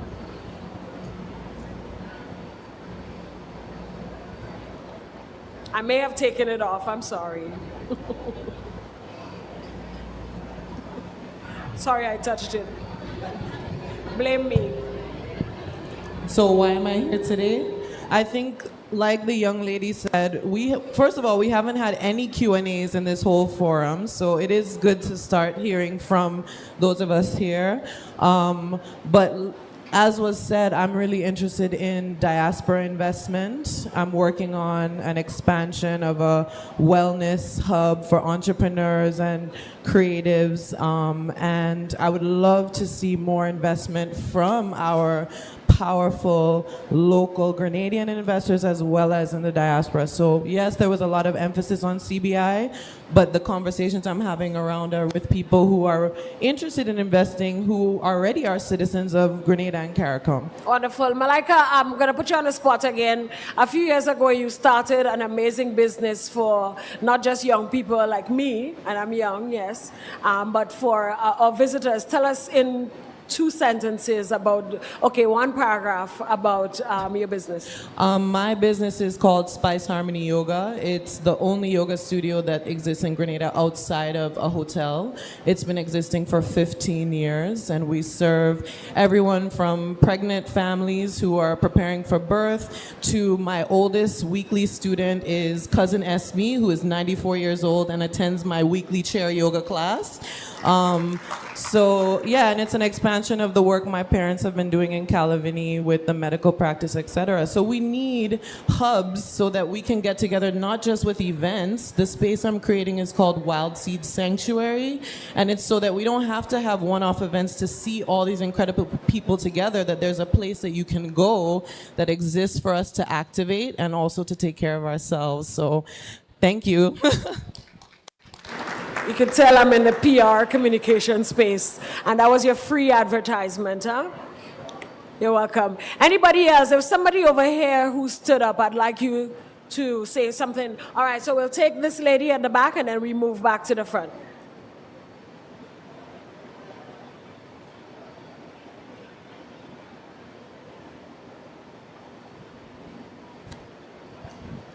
Good morning, everyone. My name is Sharon Simmons, and I am Grenadian, also American. I live here in Grenada. I actually retired here in Grenada after COVID. I started a startup company here. It's called Signal Technologies, and I invented the first smart steering wheel. So it's similar to a Fitbit. So let's say you're driving down the road and you feel sleepy. Well, this smart steering wheel will take your vitals, it will give you notification. It'll vibrate on your hands. It is a safety mechanism to help you when you're not feeling well, your blood pressure is going up. It's going to show your vital signs. It has an app that goes with it. As we scale, it will have it on the dashboard. But this is something that I find when you're driving down the road, you're by yourself. So you have to pull over. Well, who is going to help you? Well, with this smart steering wheel, like your Fitbit, it will notify your emergency contact or whoever you load it up for, your doctor. If you need to call, it can call 911. Your family will know where you're located because it has a GPS or geofencing is involved in it. That is just one of the products. My company was endorsed by GIDC, and we are looking for investors. We can complete our MVP in 90 days, but we need funding. We need seed money. Wonderful. So you're in the right space. So those of you who are hearing this pitch, I'm hearing it, so I'd like the first one. I can try it out for you. I'm great at trying things out. I'm always driving, so I think that would be great for me. So we'll talk after. Okay. One of the investors will pay for it, all right? And now we have the final person up front. So if you just pass the mic along. Sorry, organizers, for going off script a little bit, but I think it's a good interactive moment for all of us while we prepare for our final panel of the day. Go ahead. Well, investments, Kenneth Ned, I'm based in Miami, but Grenadian.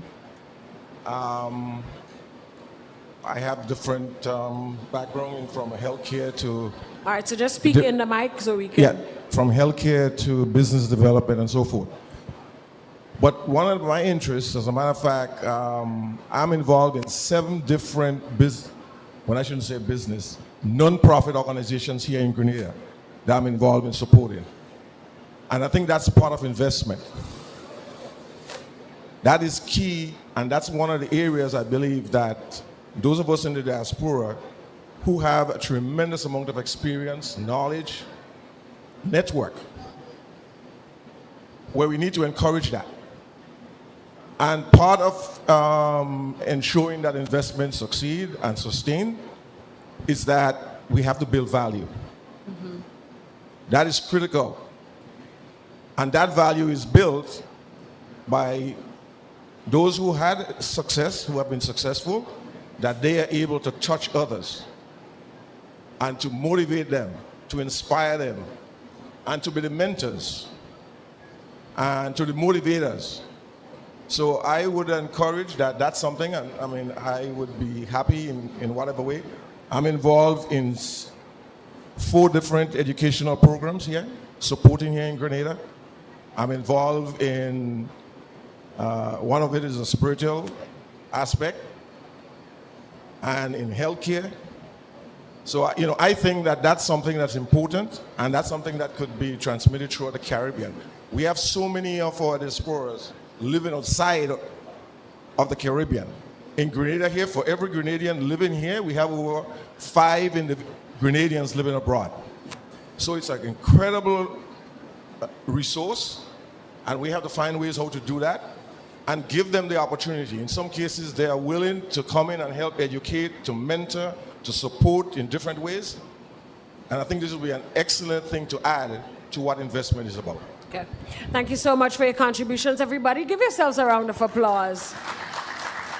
Great conversations this morning, but now we shift our focus to our next panel, which explores trade and investment opportunities between Africa and the Caribbean, highlighting sectors, strategies, and synergies that can drive mutual growth. The moderator for this session is our very own Mr. Ronald Theodore, CEO of the Grenada Investment Development Corporation, with over 20 years of experience in business development and investment promotion. Mr. Theodore will guide this conversation, encouraging dynamic interaction among the panelists and aligning the dialogue with real-world investment pathways. So you're in for a treat this time. So I'd like to invite our moderator, Mr. Theodore, to come at this time, and he will introduce the panel.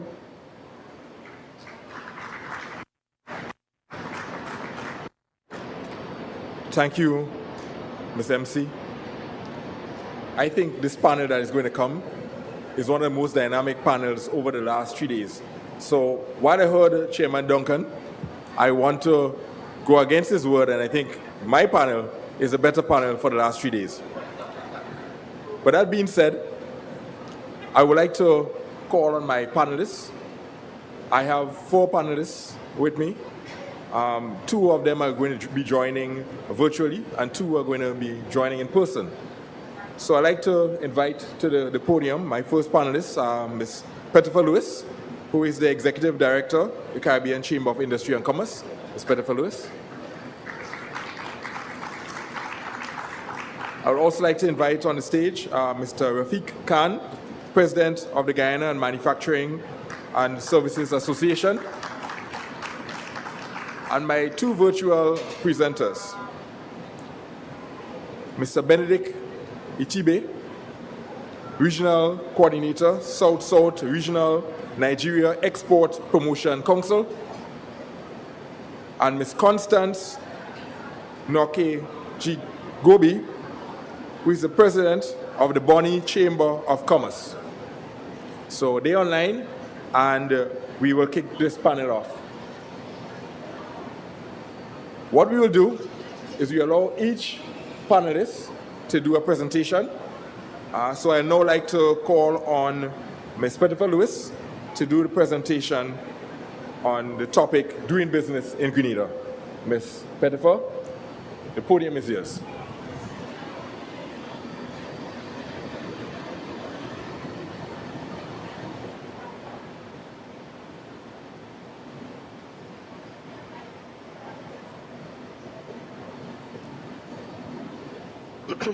Good morning, everyone. So I think that the presentations that went before me have covered quite a lot. So what I'm going to do is maybe highlight, fill in some gaps, and just share some information that drill down a little bit further. The Grenada Chamber of Industry and Commerce is a very old organization. It's over 100 years old. And we comprise members, so it's a membership organization. We have a board of directors, and the companies that make up the chamber range from all the sectors. We also have associations that are members of the chamber. We also have MSMEs. MSMEs is actually the area that we are focusing on most right now. And we're very happy to have quite a number of them here now displaying their products. As a member of the chamber, you have access to an organization that is very powerful and respected with a very strong voice. Strong collective. Oh, I have to manage this.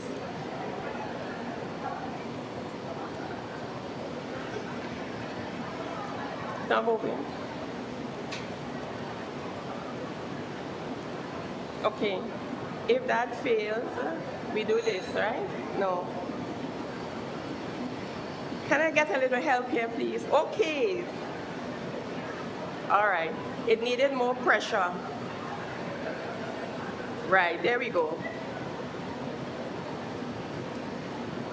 So you're basically being represented by a very powerful and respected voice, strong collaborative advocacy and lobbying, we facilitate trade missions and expos as well.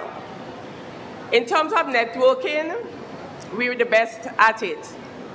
We have connections with various stakeholders, government institutions, and we work closely with all the ministries and with GIDC. Of course, we have unmatched access to the various stakeholders.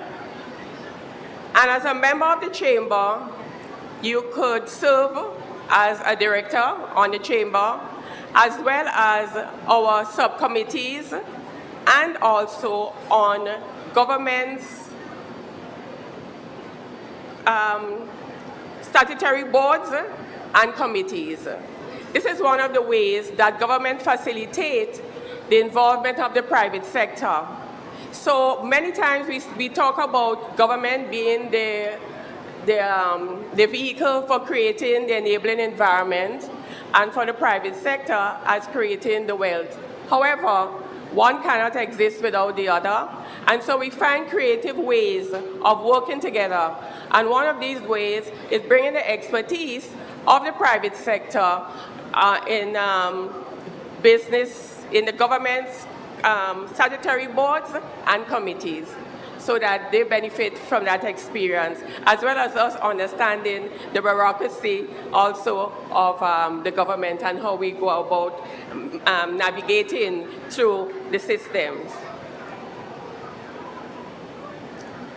Recently, we have introduced new rates for MSME, and actually is, I don't know how much bears you could get with that, but it's $100 a year. $100 for entire year. How many beers you could buy with that on the weekend? So there's no excuse for MSMEs not joining the chamber. Okay? Now I mentioned GIDC, and Mr. Theodore gave you a lot about what's happening with GIDC. We work closely with GIDC, as I said before, and the various government ministries and statutory boards and committees. GIDC, unlike the chamber, is very young. It's 40. We're over 100. We don't look it, right? But we are. And they promote, as he said, their responsibility is to promote and facilitate foreign and local investments. And they also provide a specialized range of investment services, both for the investors, external investors, and our local businesses. So in terms of policy and advocacy, they lead that for the investor, as well as provide support for local MSME sector. So they do a great job in providing support for our MSMEs, and I encourage anyone wanting to develop further to check with the GIDC, because they also do training as well as we do training as well. GIDC is a one-stop investor hub, okay? And to make it easy, now let me just say, I think most of you have observed how small we are and how connected we are, right? Apart from our warmth and quiet charm, we have a connection with everybody and everything. And people say, oh, we have pumpkin vine family because we are so connected. So it makes it a lot easier to do business in Grenada by just connecting with one or two persons. So you connect with the GIDC and they will do the work for you. Also, I think I see in our audience we have lawyers who also can facilitate this process for you, okay? So GIDC also provide hand-holding support for MSMEs and ease the whole question of registering your business. So that they take you from the beginning to the end, so it reduces your headache and running around, okay? Also, GIDC have facilities, so it sounds like I'm promoting GIDC, right? But we are partners, so you speak good about your partner, right? Good. They have several locations, parks, where they provide office space and other accommodation for people looking to invest, manufacture, whatever. You speak to GIDC, the one-stop hub for doing business in Grenada in terms of investment, etc. Okay? Now I'm going to speak to you a little bit about our border agencies. As I mentioned before, we all connect and work together. So I'll speak a little about our border agencies, the Grenada Ports Authority, the Bureau of Standards, Customs, Ministry of Agriculture, Ministry of Health. I'll just speak briefly about those. We work together. We have what we call a Trade Facilitation Task Force, and we welcome feedback. Now, many times people have little issues, and they keep it to themselves, or they just grumble among themselves. We welcome, we crave feedback, because the importance of having feedback is so that we could improve and do things better and make things easier for you. So please don't hesitate to share with us any concerns, any issues, any recommendations you have for improving. And not just being connected, we have big ears. People listen. We have people listen to what you have to say, and we take it into consideration and make the necessary changes. So please, right. So let me just move on a little bit more. So the Grenada Ports Authority, and I think when you scan that little card that Mr. Theodore showed you earlier, you will see that the Grenada Ports Authority is one such opportunity for investment, right, along with the airport. Now, our port is very important, and as we have been growing in our economic transactions, etc., we are realizing that we need bigger and more modern facilities. We need to be a little more efficient if we are going to move forward. So the port, as it stands, regulates all seaports in the state of Grenada. And it operates all public terminals, cargo, and cruise. There are 3 commercial ports and several marinas, with 5 of them having port entry status. Now, as I mentioned, marinas, I'll come to marina as one of the important yachting. Is one of the very important industry for us and has a lot of potential for growth. I don't know if some of you notice around Grenada, all these little inlets, it's populated with yachts. And simply to coming around this season, with the hurricane season, we are a safe haven. So we are a safe haven generally, but we also a safe haven for yachts, okay? So, of course, these are some of the facilities that the port provides, which I wouldn't spend much time on, and move on to the yachting industry. We have duty-free status for vessels. Now, on the tourism site, you can get a lot more information in terms of the yachting and how easy it is for you to come into Grenada, complete your form online, have unlimited stays, and also streamlining the clearance for you to arrival. So we have been moving a lot away from the paper to digital and having websites where people could access the information and make the process of coming here a lot smoother. Currently, the port uses an ICT system, but it's a proprietary system for them. So they're not necessarily connected to the executor world that Customs uses, but they have been looking at technology where the 2 systems could be linked. And so I think that would be part of the upgrade in terms of the new facilities that we're looking to build. There are some ministries that are connected, some agencies that are connected to the executor world, which makes it easier in terms of completing your forms, getting permits, etc. Now, the Grenada Bureau of Standards is very important for us, as well as for MSMEs, because what we do is they provide standards we know that we cannot exist in this world and survive if we don't have standards. Standards are not known, and we maintain the standards and continue to improve. They also work on establishing technical regulations and provision of conformity assessment services, basically to enforce the technical regulation and standard compliance.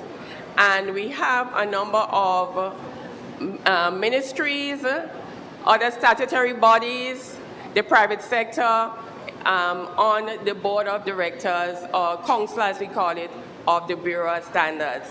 And so they are able to get information from various stakeholders to ensure that they deliver the quality of service that we require. The Custom and Excise Division. Now, all the goods imported, as you would expect, must be declared in customs. There's a bit of an exception in terms of some goods that will come in when you fly in as a passenger, and of course some things that come through the parcel post. And as I said before, the declarations, you use the ACTIF system that makes it a lot easier. But again, just like you had the lawyers and GIDC for your company registration, etc., you also have brokers who know the system and have the contacts to do the processing for you, okay? And we have the website where you can always go and check the information there. Now we have the Ministry of Agriculture, Lands, Fisheries and Cooperatives, the Pest Management Control. They are very important on the border in terms of ensuring that pests don't come into the country and affect us negatively. So they deal with plant protection, the plant quarantine, and pest diagnostic, right? They also look at the phytosanitary certificates and permits that is required for coming in here. And they do treatment, and they certify nursery or pest-free area certificates. So the pest management unit is responsible for protecting our borders in that way, so make sure that we don't have pests and insects coming into the country.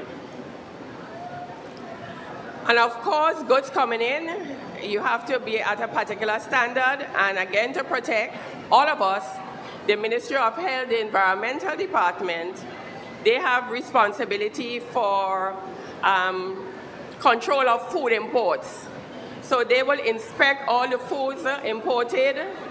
If it is good, they let it in. If it is not, they condemn it, and they will also dispose of it.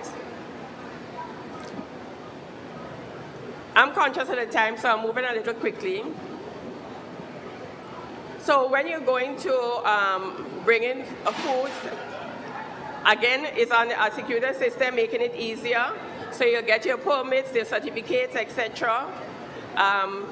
The inspection of goods, they would pass it to the officer from the ministry, who will also look at those goods and decide whether or not they should remain or whether they should issue a certificate saying that it's not of the quality that needs to be here. Now the Inland Revenue Division is one that I'm really proud of, because I like staying behind my desk on a phone or computer and doing what it is I need to do. So in terms of paying your taxes, we have moved away from having to go in physically, even to pay for your license, etc. Inland Revenue has improved, and you're able to pay your taxes online. And even though I've been speaking a lot about GIDC, I would like us to give the Inland Revenue a round of applause. And it's simple, user-friendly, being able to do it. And not just that, access again. You have any challenge, a phone call, and you'll get your issues resolved. So it makes it a lot easier to operate and do business in Grenada. NIS. That's what people refer to as Social Security. We have the Corporate Affairs and Intellectual Property Office that you go through to get your company, your organization, whether it's a non-profit or whatever, registered. So they'll do a search for you, then they'll register, you complete a form with whatever requirements, which is not a lot, and they will tell you exactly what it is you need to do so you don't have to wander. And they process it in a very short time. And once your business is registered, then you go to the Inland Revenue and register for a tax number. That could be done online, right? And good news is that businesses whose income is 300,000 less, they are not required to register for value-added tax. If you anticipate making more money than the 300,000 EC, which is just a little over 100,000 US, then you will get a VAT number that you could collect VAT on behalf of the government. The VAT is not for you, it's for you to collect on behalf of the government. So you get that VAT number. Then, as a business, whether big or small, you register with NIS. NIS also has where you as an individual or an entrepreneur could register yourself, pay your NIS dues, and you will be in the system. So you're not just as an employer, you also paying for yourself as an employee, so that whenever you leave the working environment and you qualify, you could get your NIS. So it's not just for businesses and paying for your employees, but also for you as an entrepreneur. Yeah? And that's it. Thank you very much.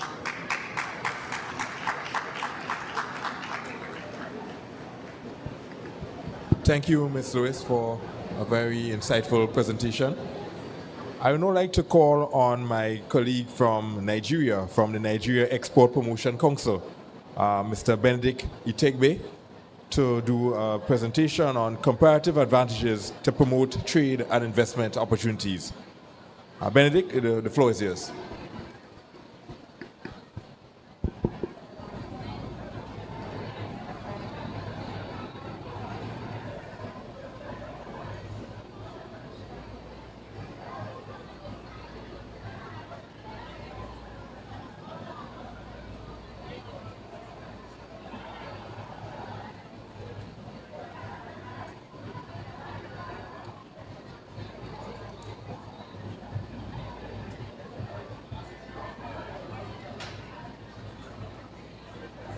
Hello? Hello? We can hear you. We can hear you. Go ahead. Okay, thank you very much. I would like to sincerely appreciate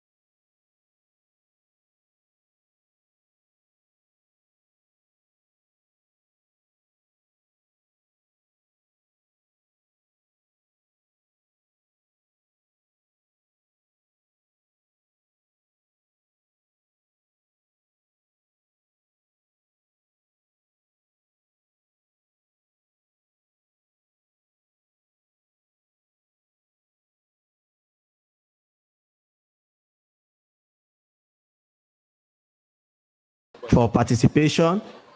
We are also hello. And the diaspora capitalism opportunities that we see, and of course, a strategic partnership with the ITC, which has been very resourceful in helping us to do value chain mapping for opportunities between Africa and the Caribbean, which the SMEs can partner to explore. Bridging the gap, we need to look at the statistics. Where is the opportunity and what are the pain points? We realize that because of the deep-rooted cultural affinity. Hello? Benedict, can you adjust your slides to keep them current with what you're presenting? Okay.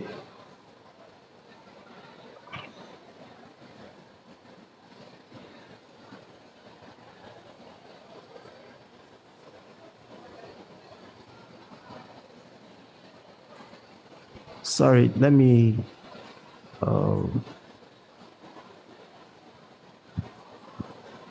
see what's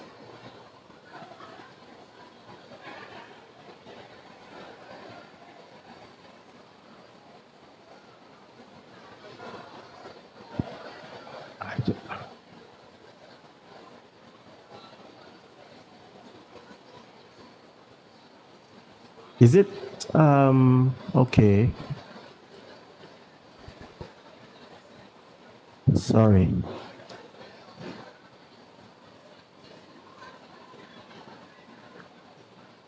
Okay, can you see the slide? Yes, I'm seeing your slide. Yeah, it's correct now. Are you okay? This is correct now. Yes. Wow. Sorry. Sorry about that. Like I said, in Nigeria and West Africa broadly, we see a lot of opportunity, and like has been rightly accredited by your other investment promotion agencies, Africa and Nigeria in particular is going to be a great big participator in the economy in the Caribbean state as investors and also as trading partners. Of course, we are one of the largest economies in Africa, and traditionally we have been the largest and have some of the most developed sectors, from mining to the finance and services sector to tourism to agriculture, very diverse, and the energy sector.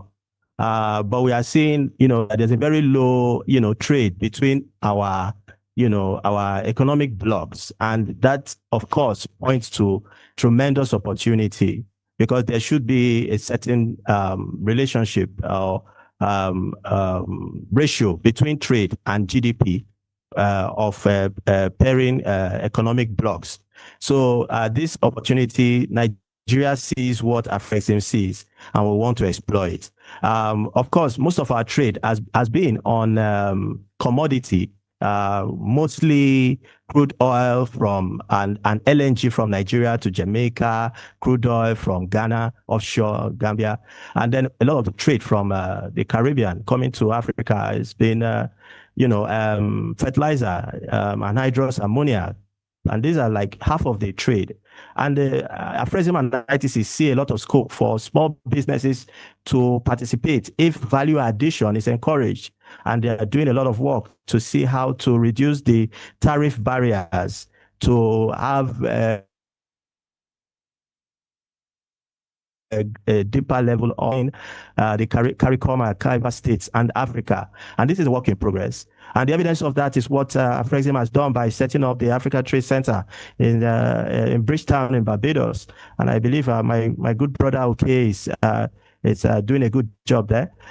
We are also excited about what ITC is doing in value chain mapping for those key strategic products where these SMEs can operate. I'm talking at the continental level, like in the rubber sector, the wood, paper, the processed foods, fruit juice, and the likes.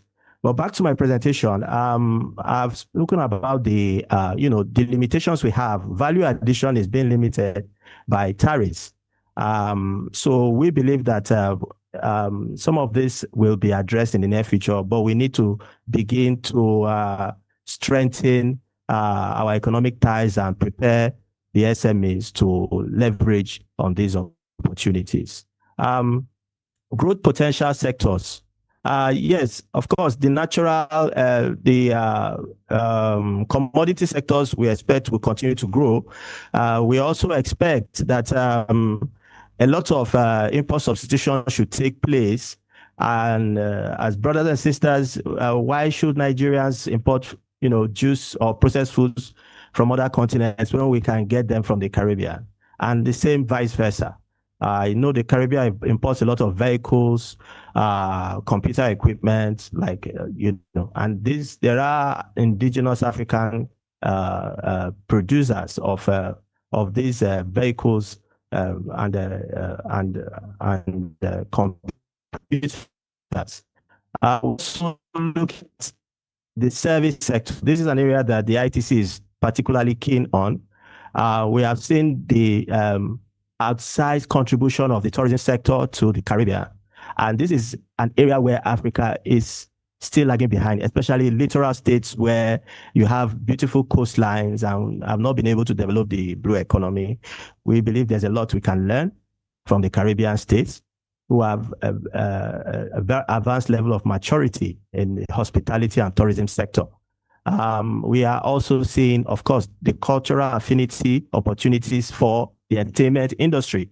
We both have very young population, and we are seeing the recent advancement, growth of the Afrobeat industry, the Nollywood industry, and of course, the Caribbean culture from reggae to and the films and the food and all of that.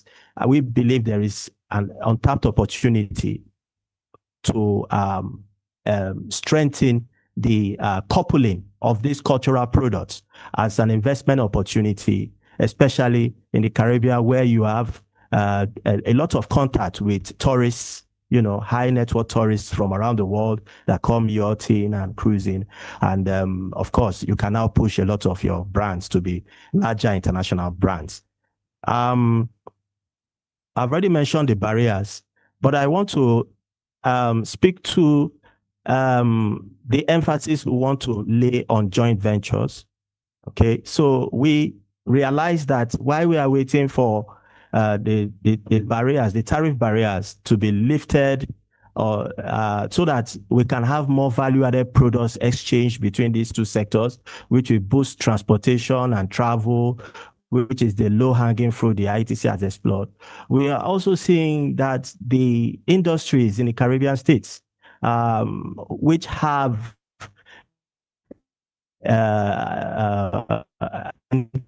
the largest markets in the world,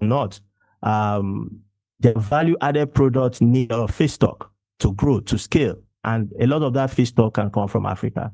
And since these feedstock are commodities, there shouldn't be any barrier from tariffs. So when we are talking about the cocoa industry, which has seen a massive growth in the price per ton, in the futures market, about 4 or 5 years ago, it was $2,000 for African cocoa. And of course, Africa provides about 70% of the world's cocoa, between Nigeria, Cote d'Ivoire, Ghana, and Cameroon.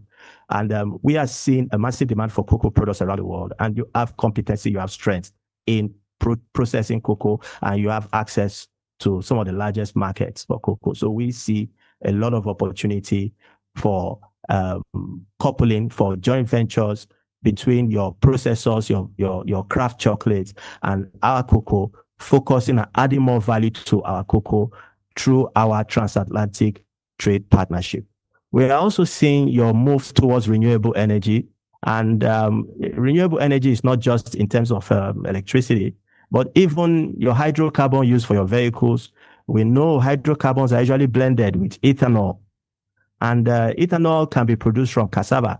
Denatured ethanol, of course, will not be exposed to high tariffs, because if it's not denatured, it can be used for edible spirits.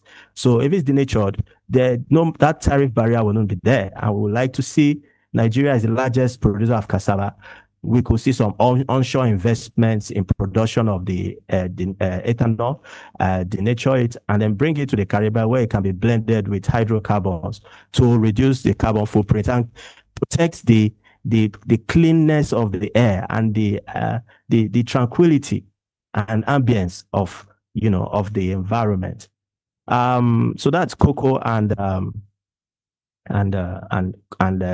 cassava for ethanol and high. We are also looking at cassava for high quality cassava flour, which is a base for a lot of your processed food production. So this is a low-hanging fruit as well in the agro sector. Then I've already spoken about tourism, the opportunity in developing our littoral states, our coastline, where we have about 80 kilometers of coastline.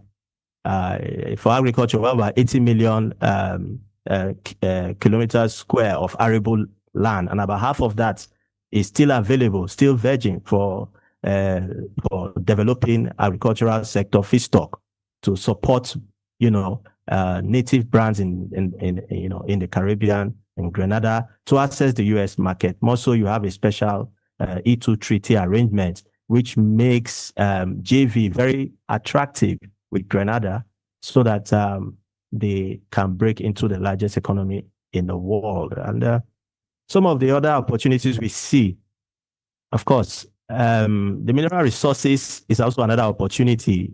Bitumen is a major import also of the Caribbean estates, and we have a very massive deposit of bitumen in the southwest of Nigeria that is practically untouched in Ondo. But that is about to change because there's a massive seaport investment, a local seaport that will be coming online by the richest man in Africa, Dangote Industries. He has expressed interest to develop it. And when that seaport opens, we are going to see the offtake of bitumen available for industrial and for investment and export. Your free trade zones, of course, will have a role to play to support SME joint ventures so that they can be protected from some of the early stage fiscal barriers to developing startups. So that it will be interesting to see how we can plug into that, so that once that seaport comes online, we should see the Caribbean buying more bitumen from Africa, to complement the two-way investment across the transatlantic corridor. And then I would like to also bring to the fore my emphasis on the services sector for small businesses and in terms of business process outsourcing and technology. I don't think I need to say much about that. We have a young population. There is a paradigm shift by this fourth generation technology. Small businesses are now there's democratized access to technology for digital marketing, for developing digitizing systems of very small businesses, making them visible globally, and being able to fulfill online commercial orders and generate leads. This is a competency that every small business needs to have, because now that AI has made automation possible and a lot of these repetitive processes can be automated, small businesses need to learn and adopt some of these free productivity tools in order to be competitive globally. So I'm very happy with what we are. The Grenada Chamber of Commerce is doing a lot in training, capacity building, incentivization.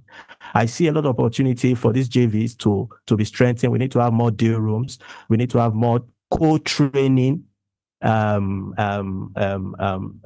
co-capacity building frameworks based on bilateral trade, focused on specific value chains that have been mapped and are low-hanging fruit and opportunities for our SMEs to cooperate. And the NEPC will be happy. We're already developing some modules in that regard, business development modules, and we will be happy to work closely with the Chamber of Commerce to have an international cohort to promote trade across this transatlantic corridor by the SMEs.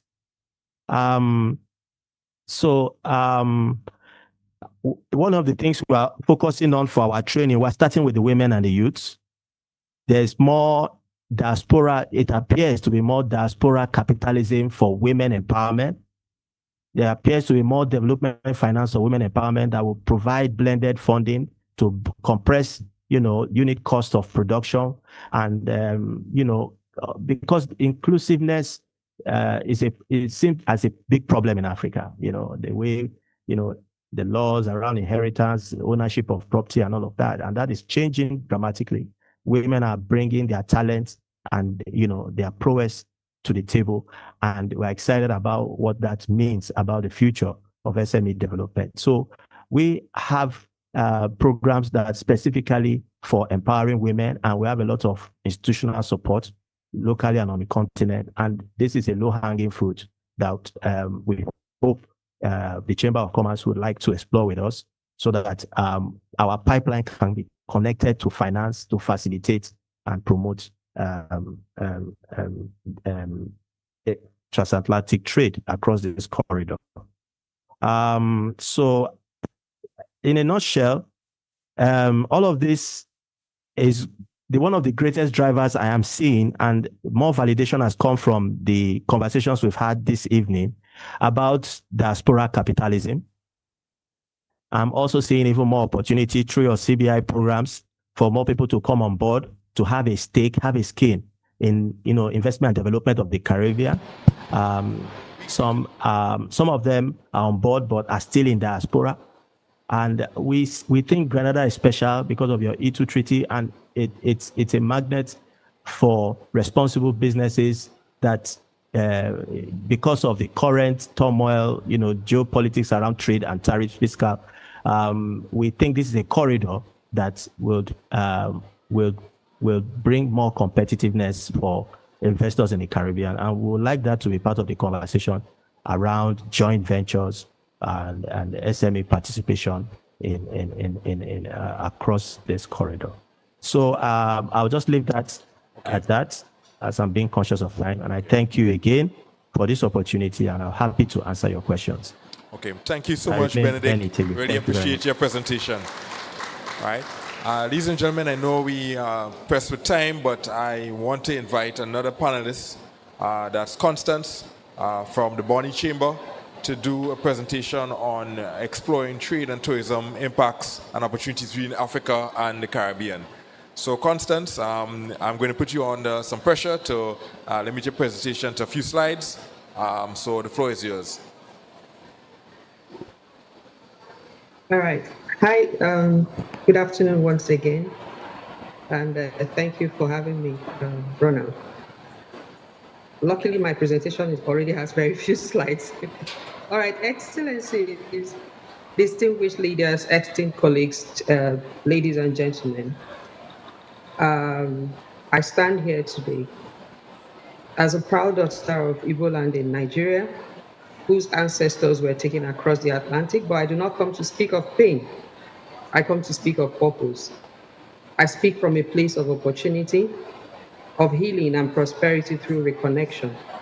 Today, I focus on tourism and hospitality as powerful tools for restoring shared identity, building inclusive economies. Constance, you'll have to change the slides as well. Yeah?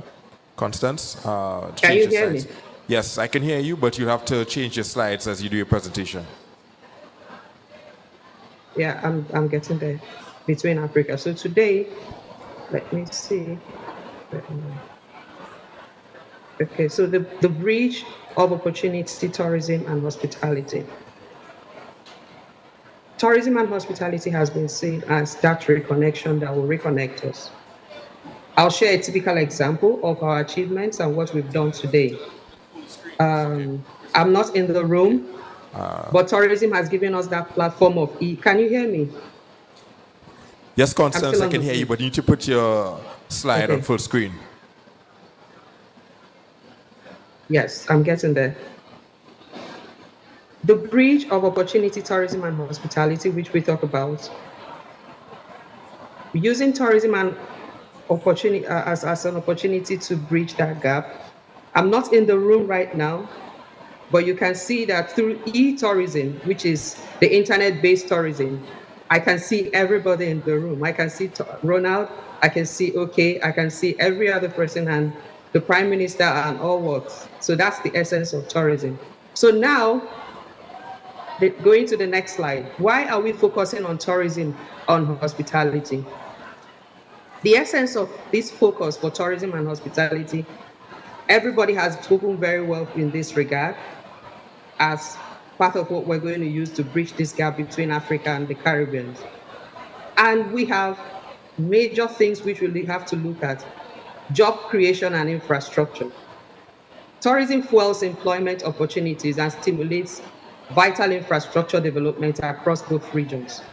So it's going to be an intentional approach to creating jobs within the two regions for the lower economies. Because my interest in this room is basically how do we translate all the highlights that we have mentioned to the common man in the streets. By the time you create these tourism industries, there will be job creation at both regions, and it will trickle down to the common man in the streets. We also have the cultural diplomacy and the community. It provides a powerful platform for diaspora return, rich storytelling, and robust community development. We have the shared identity healing. It promotes healing through reconnection, fostering a profound celebration of a shared heritage between peoples. What we must do, and this has been highlighted by other speakers before me, strengthen connectivity. We've talked about that when we were talking about the citizenship by investment and what Airpeace is currently doing. I like it the way the guy from, I think, St. Lucia, he mentioned direct flights from St. Lucia. Grenada has spoken about Brazil connecting as well. Develop infrastructure, build capacity. There has to be that intentional capacity development between both regions. The Bonny Chamber of Commerce, we were putting that together prior to this, whereby the Caribbeans will come over to Nigeria and train those in the hospitality industry, and we will be able to transfer skills. We need to be intentional about what we're doing. Leverage heritage. Promote the slave routes to ancestral festivals. Turn them into things that we can use in increasing the GDP at both regions. We also have the next slide, which is strategic tourism hubs in Africa. And this leads us to the hubs where we can visit between Africa and the Caribbean. From Africa, we have Bonny Island, where Bonny Chamber of Commerce is situated. It is an emerging free trade hub hosting existing LNG terminals, robust port facilities, and significant tourism potential. The Chamber of Commerce, which I do represent as the president, has strong diaspora linkages. We are members of International Chamber of Commerce, and we already have an agreement with CAIPA, which has more than 23 countries in the Caribbean, making it ideal for cross-regional engagements.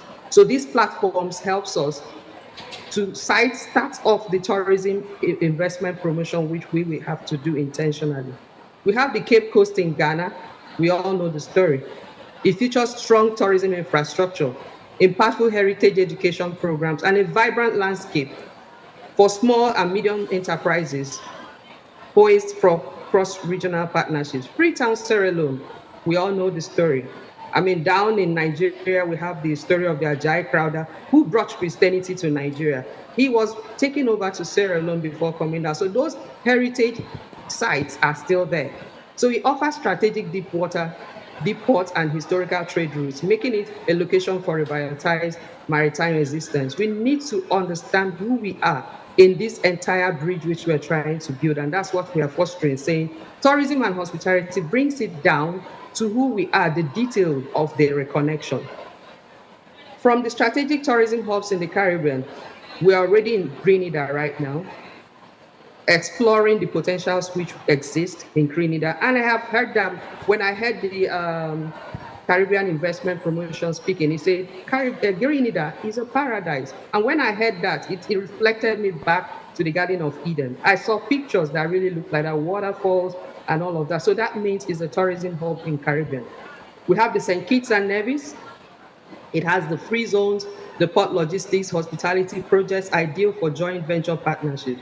Barbados also, which was a confluence back in the days, has strong financial service sectors and an Afrocentric tourism strategy, which creates multiple entry points for cross-continental businesses. St. Vincent and Grenadines. When I mention some of these places, I want to relate it with who we are and how we connected as Africans. We have the Jaja of Popopo, From Bonny Island, he was taken over to St. Vincent. We have that a historical site still there. However, when we're saying using tourism and Caribbean, these storylines, we need to be intentional about them if we are building bridges, to be able to connect better and know that when you meet that person on the street, that is your brother you're relating with. Sometimes I make the error when I'm speaking with Roland. I'll start with my native language, thinking I seem to forget that he does not hear me. But English language is our connectivity, yes, but you are my brother. That's the first thing that matters. So the financial tourism development, some of the things that has to be taken, that we have to be very intentional about in putting in place, joint financing mechanisms, establish the Afri-Caribbean Tourism Investment Funds for SMEs. There are professionals who are in this industry. Myself, for example, I'm becoming a professional here. My doctorate is specializing in tourism and hospitality. So, but when we get into this industry, there has to be an intentional government funding for the SMEs who are exploring or moving into this industry to make it better. That's what we're saying. The Afreximbank and Caribbean Development Bank collaboration, which is already going on, and we will try to explore these channels. The ecotourism venture capital, some of these things needs to be really looked at. Then the diaspora return packages. Ghana has put something in place. We need to still explore, make use of all these packages if we are supposed to visit the heritage tourism bonds and the ancestral home visits, cooperative investment schemes. These models have to be set up. From the lower scale, cooperative societies can be set up whereby you relate. Apart from the very high level ones, we can trickle it down so that the little man on the street understands that the Caribbean is my brother. The Caribbean understands that Africans are my brother. We are one. So we start from all those little things. So this support SMEs. There are the young ones which are coming up with the arts and crafts, fashion and textiles, food, culinary experiences, wellness and traditional healing. I must mention in this platform a young lady who I say she's not normal, just hit the Guinness Book of Records with the longest paintathon in Nigeria, 7 days painting. She did not sleep. I watched Olivia day and night live stream, and she just hit the 168 hours on Monday. So I think she deserves a round of applause. So those kind of things are things we need to harness and make sure that we develop these people from these locations, Africa and the Caribbean, and know that we have what it takes. So institutional support and policy alignment. But all this cannot be possible if we do not have tourism visas and mobility. I like what had just happened in Grenada through the Afri-Caribbean. Visas, I don't think it was really an issue. It was seamless. Going to the Bahamas, it was seamless as well. But the big question we'll ask ourselves, if there's no Afri-Caribbean investment and tourism, what experience are we going to see from both ends? So those are some of the things that we need institutional support and policy alignments to make sure it happens. Facilitating those seamless travels, joint tourism investment agreements. I like what has also happened within the Caribbean, where the investment by citizenship, they are forming a collaboration to come up with a seamless approach. Yes, the CARICOM, CAIPA, and the AU are speaking on that regard. But the big question and the big plea that we make from the private sector is carry us along. We want to be able to transact with our brothers. We want to be able to get it right. We want to be able to move into fronts where the investment agreements between both parties can be seamless. Content and cultural exchange frameworks promote our cultural viability. Then, the last part, which is the cultural diplomacy and tourism through song. Basically, when I say tourism and hospitality is my professional view, theater is also where I see. And we should take it back to how were we bound back in the days. There's this particular song which our ancestors sang, swing low, sweet chariot, coming forth to carry me home. We were bound with songs. Our tourism story is spiritual, rooted in memory. This ancestral call translates into music festivals. We can resonate these festivals. from the various points, invite each other and have those expos coming up. It must not be trade and investment core as in goods. Services and these musical festivals can be promoted. Storytelling tours, move to those sites. In the Caribbean, when we went to Bahamas and went for the excursions, which I know will be happening in Grenada right now, there were storytellings that we saw it live. We saw things happening. So that should be encouraged. Then the digital platform, using the e-tourism aspects to connect and have that experience. I'm currently using the e-tourism aspect to experience what is happening in Grenada, and that should be promoted very well. So call to action. Our call to action right now is activate pilot projects. As government, as the private sector, set up what you have to set up. What we are all enjoying in this room started from third Afri-Caribbean and investment promotion at Bahamas. I sat together with Ronald on the same plenary and we ignited. That is how Bonny Chamber of Commerce and KAIPA came up with this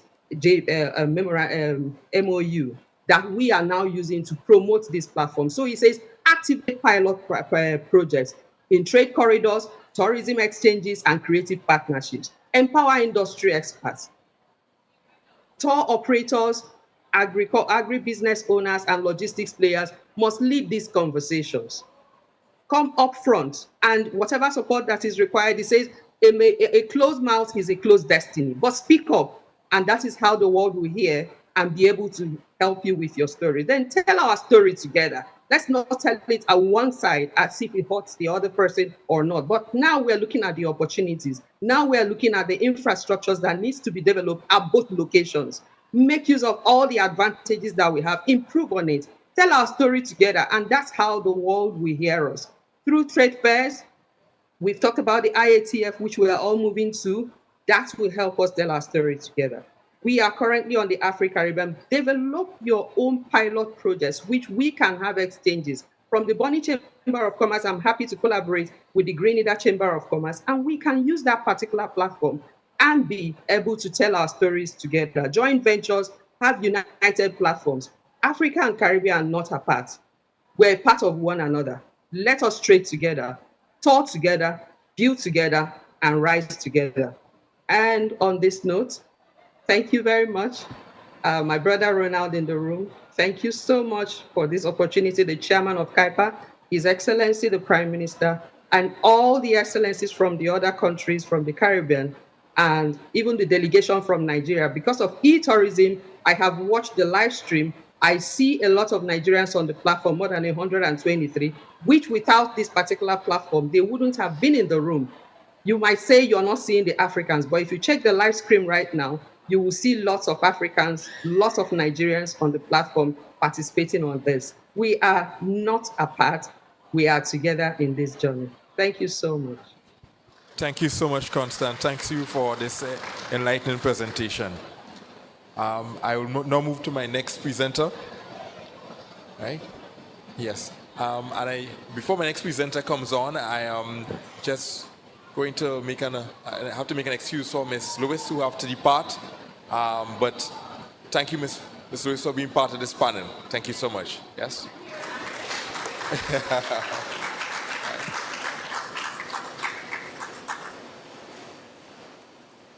Good afternoon, ladies and gentlemen. I'm just going to be brief about Guyana, but I want to ask you a question. Who here has been to Guyana? I'm actually pleased. We have about 15% hands up. So first of all, once again, I'm Rafiq Khan. I'm the president of the Guyana Manufacturers and Services Association. We are an advocacy body, a business support body for SMEs and medium and large companies in Guyana. Our membership is important, and I do want to stick a pin before I tell you a few facts about Guyana. It doesn't matter the size of your business. I would like to encourage every single entrepreneur to be part of a business support organization. The membership fees is not expensive, but the dissemination of information from government to private sector is very important. Why am I standing here today is because I'm part of an SME, a part of a business support organization in Guyana. So you have a platform to be able to get information and advocate as companies. We have to remember in the Caribbean, in your country, my country, private sector is the engine of growth, government is the facilitator. We need to take our stands as businesses, take the lead, and ensure that we are the engine and seek out our government to facilitate. That's how business support organization will be more vibrant. Now about Guyana. Guyana is considered a small country to the world, but Guyana has at least 300 islands. Some of you may not know that. It's said at least about 365 islands, one for each day of the year. Approximately 1,300 Grenada, the country of Grenada, can fit in Guyana. Guyana is the gateway to the Caribbean. Many times we think of our market being small. The Caribbean imports approximately 40 billion US dollars annually. And we have ourselves, we have a market. And sometimes we say Guyana market might be small. I mean, consider Grenada market, how small it is. And you got to play to your strengths. One of the questions in the panel is going to lead into that. But my point is, we have to recognize our opportunities within the region, and right within the Caribbean, you have Guyana with a bountiful natural resources in almost every sector you can think of. From minerals, bauxite, gold, diamond, timber, oil and gas, which is now one of our major sector and has put Guyana on the map to becoming one of the fastest growing economy in the world. We need each other in the Caribbean to grow. I'm not going to go into each of the subsectors of the economy, but we need to grow our manufacturing. We need to improve that so we can become self-sustaining as a region. Whether it's ecotourism, whether it's agriculture, whether it's agro-processing, whether it's construction, we need to be producing what we consume. Guyana has vast forests. 1% of our forests that we log in a sustainable manner can build the amount of homes for the Caribbean for generations to come with no exaggeration. Whether it's affordable housing, moderate housing, or luxury housing. Guyana is an amazing country with its people, with hospitality that you see in Grenada, you see it in Guyana. We have 5 races. The African race is the second largest in Guyana. We have experienced all of what the Caribbean has experienced in its growth and its transformation. Now we are at the next level, and we need each other to grow and get to where we need to be. Thank you, ladies and gentlemen.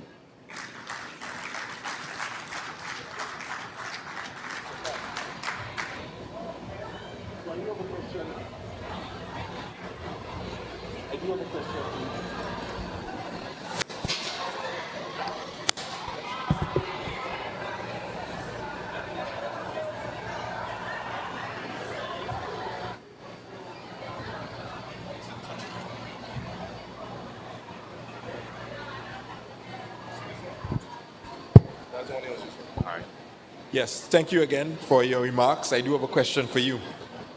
How can Caribbean and African countries better leverage South-South cooperation to stimulate trade and invest industry development? On. Okay. Mr. Theodore, I must say that is perhaps one of the most important questions in this entire forum. And I have 3 points in answering your question. Number 1, and which we know it, but I just want to remind you, is learning exchanges. We need to learn from each other our success and our failures. As I sit in this podium today, we have a delegation from Liberia in Guyana helping us to understand their success and failures and learning from our success within our forestry sector. We have had delegations from Guyana going to Ghana. I've been part of that delegation where not just private sector, but every single ministry of the government has gone to the African countries to learn about their success story. Guyana now has oil and gas. How do we know? We have never had any student or lawyers or teachers understand oil and gas. We had to borrow on experiences from Nigeria, from Ghana, from the African continent to understand how can Guyana not repeat some of the failures from the past. Our local content legislation was carved from learning exchanges from Africa. So even within the Caribbean, what can we learn from each Caribbean country? Let us not be selfish to these learning opportunities. And this is perhaps an opportunity for the government to be able to facilitate some of these learning opportunities and learning exchanges. Number two, we have to change our mindset to not compete within each other so much like we've been doing. Many times we miss the prize, we miss the vast opportunities because we're busy competing among ourselves and we don't realize how huge the market is.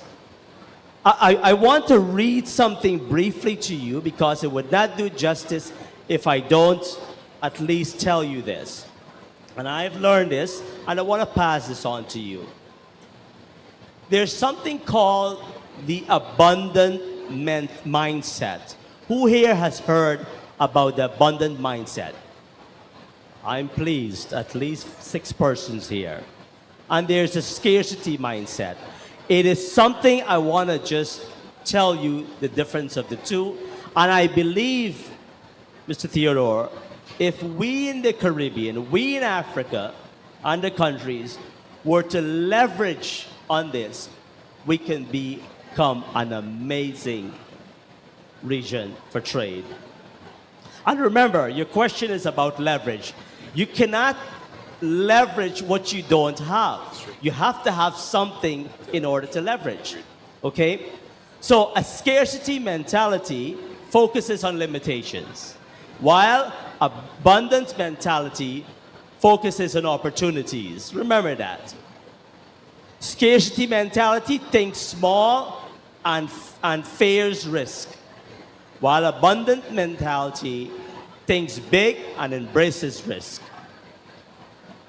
Third, you have short-term focus if you're scarcity mentality. However, abundance mentality, you long-term focus. 4, we hoard knowledge when you're scarcity mentality. Willingness to share knowledge is important with the abundance mentality. I have 3 more points for this. We sometimes focus on the competition, whereas we should be focusing on the customer. We also think we have all the answers, but the abundant mentality, willingness to learn from others. Last, we attach to the outcome if you're scarcity, but the abundance, trust the process.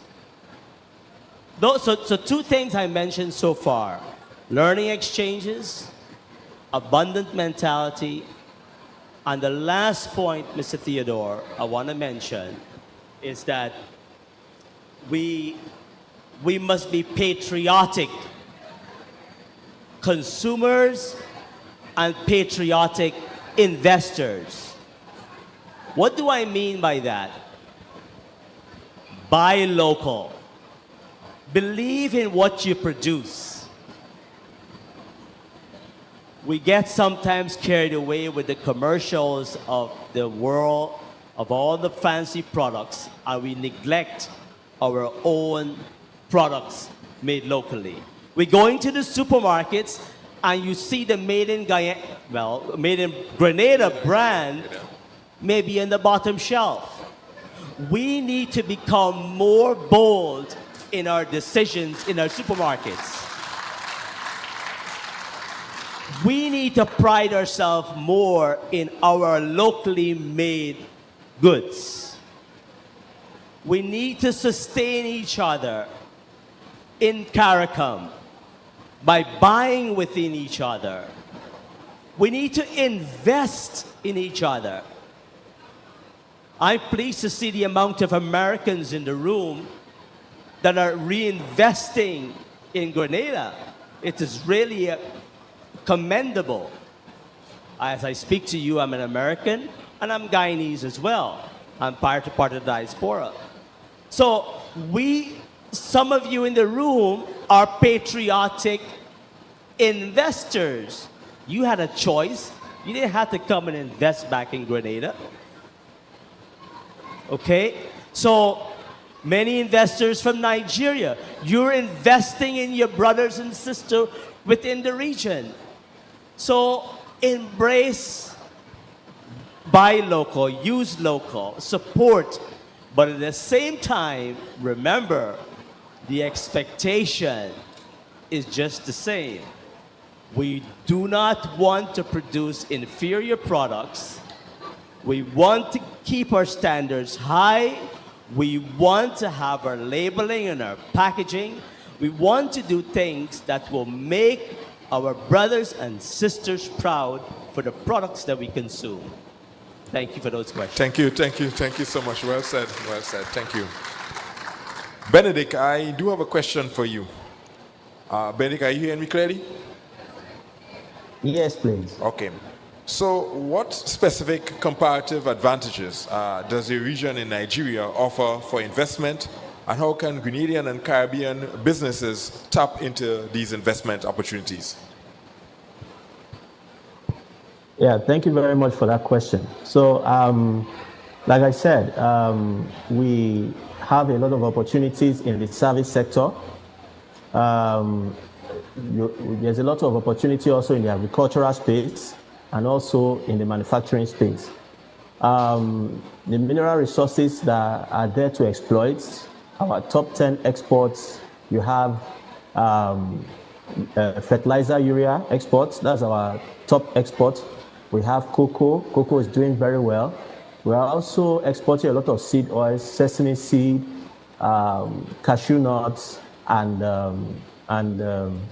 we are also exporting a lot of mineral resources like gold, tin, lead, alumina, the ingots. So right now we want to see more value addition, because that is where the real margins are. That's where the premiums are. And that is why we are saying that we can have these partnerships for value addition. Our diaspora investors. Diaspora investor is not just cash. You know, your network, your business, your influence. I heard someone in the room talking about investing in non-profit, you know, and someone else talked about how the number of your diaspora are even probably more than those that are on homeland.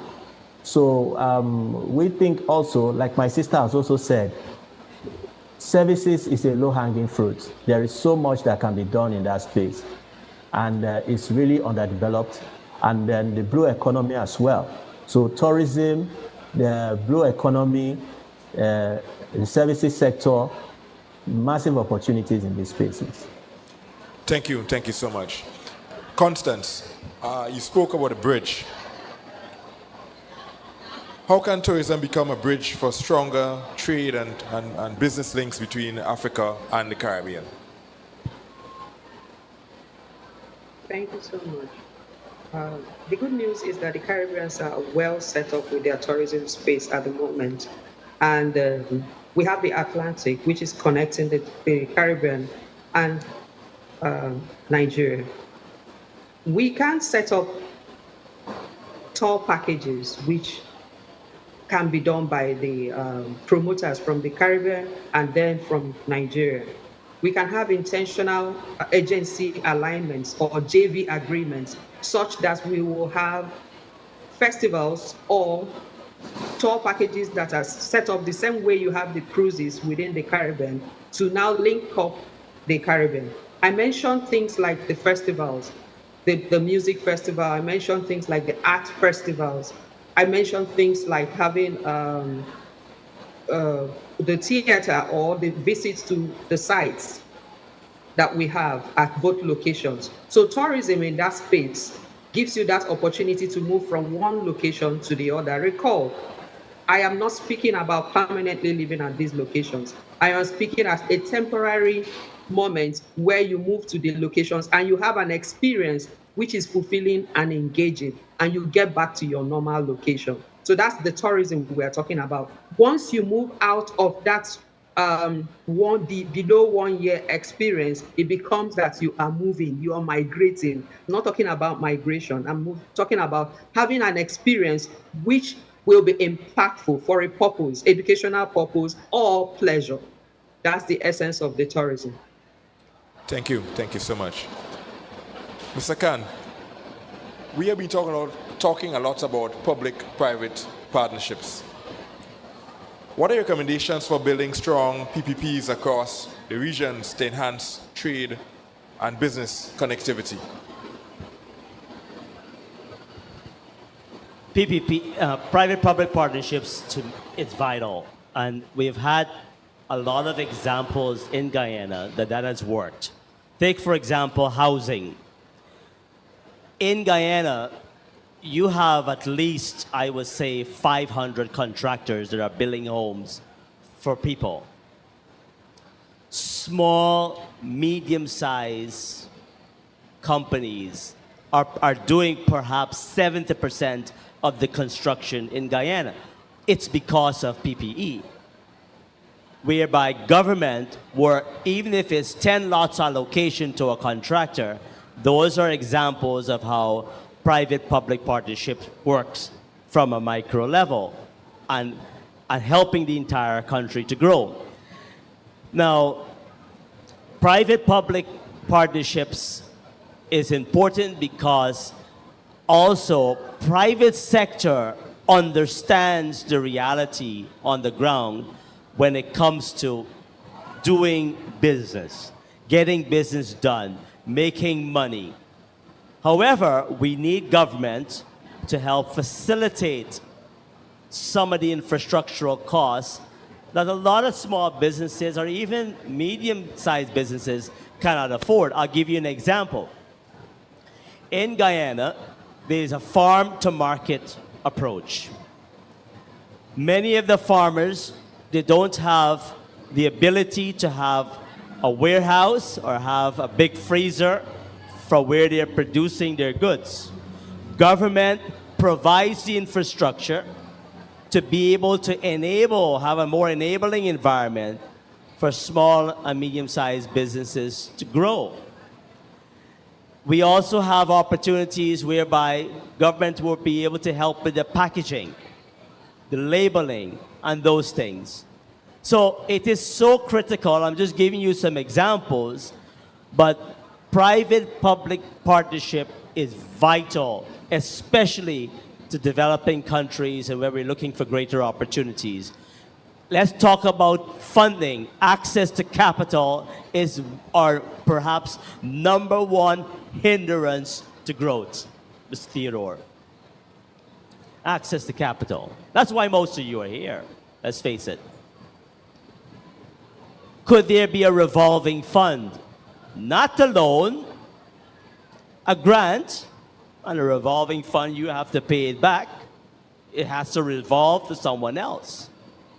So I believe this is an opportunity for government to be able to provide a revolving fund or some major donor to provide a revolving fund for businesses to borrow upon and help grow their business by paying 2 to 3% interest rate, sometimes 0%. I'm not talking what I don't know because Guyana is doing it. We have revolving fund already established for the first time in the last 4 decades. It started about 4 years ago, where this revolving fund is to help furniture makers to be able to borrow and have some other type of asset guarantee that the traditional banks don't offer, right?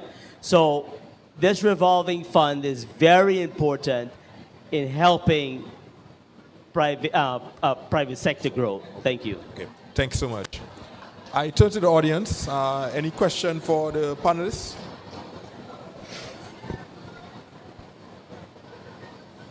It appears there is none. But what I will do, I will just ask there's a hand. There's a hand.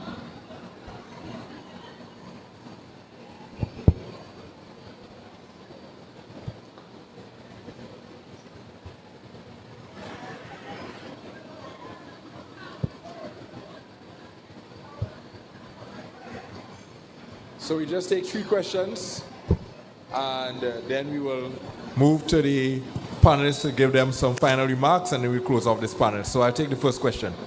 Okay. My name is Nnamdi Onu. I'm a Nigerian, but I'm here in Grenada. Son is for my brother from Nigeria, asking after investment opportunities.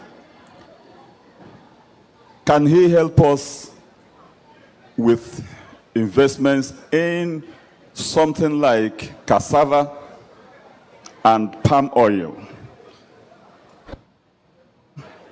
Don't we have opportunities along that line because of the potential for the use of cassava for several other things? Also, palm oil. I know that in Nigeria, as we speak, we don't have enough palm oil.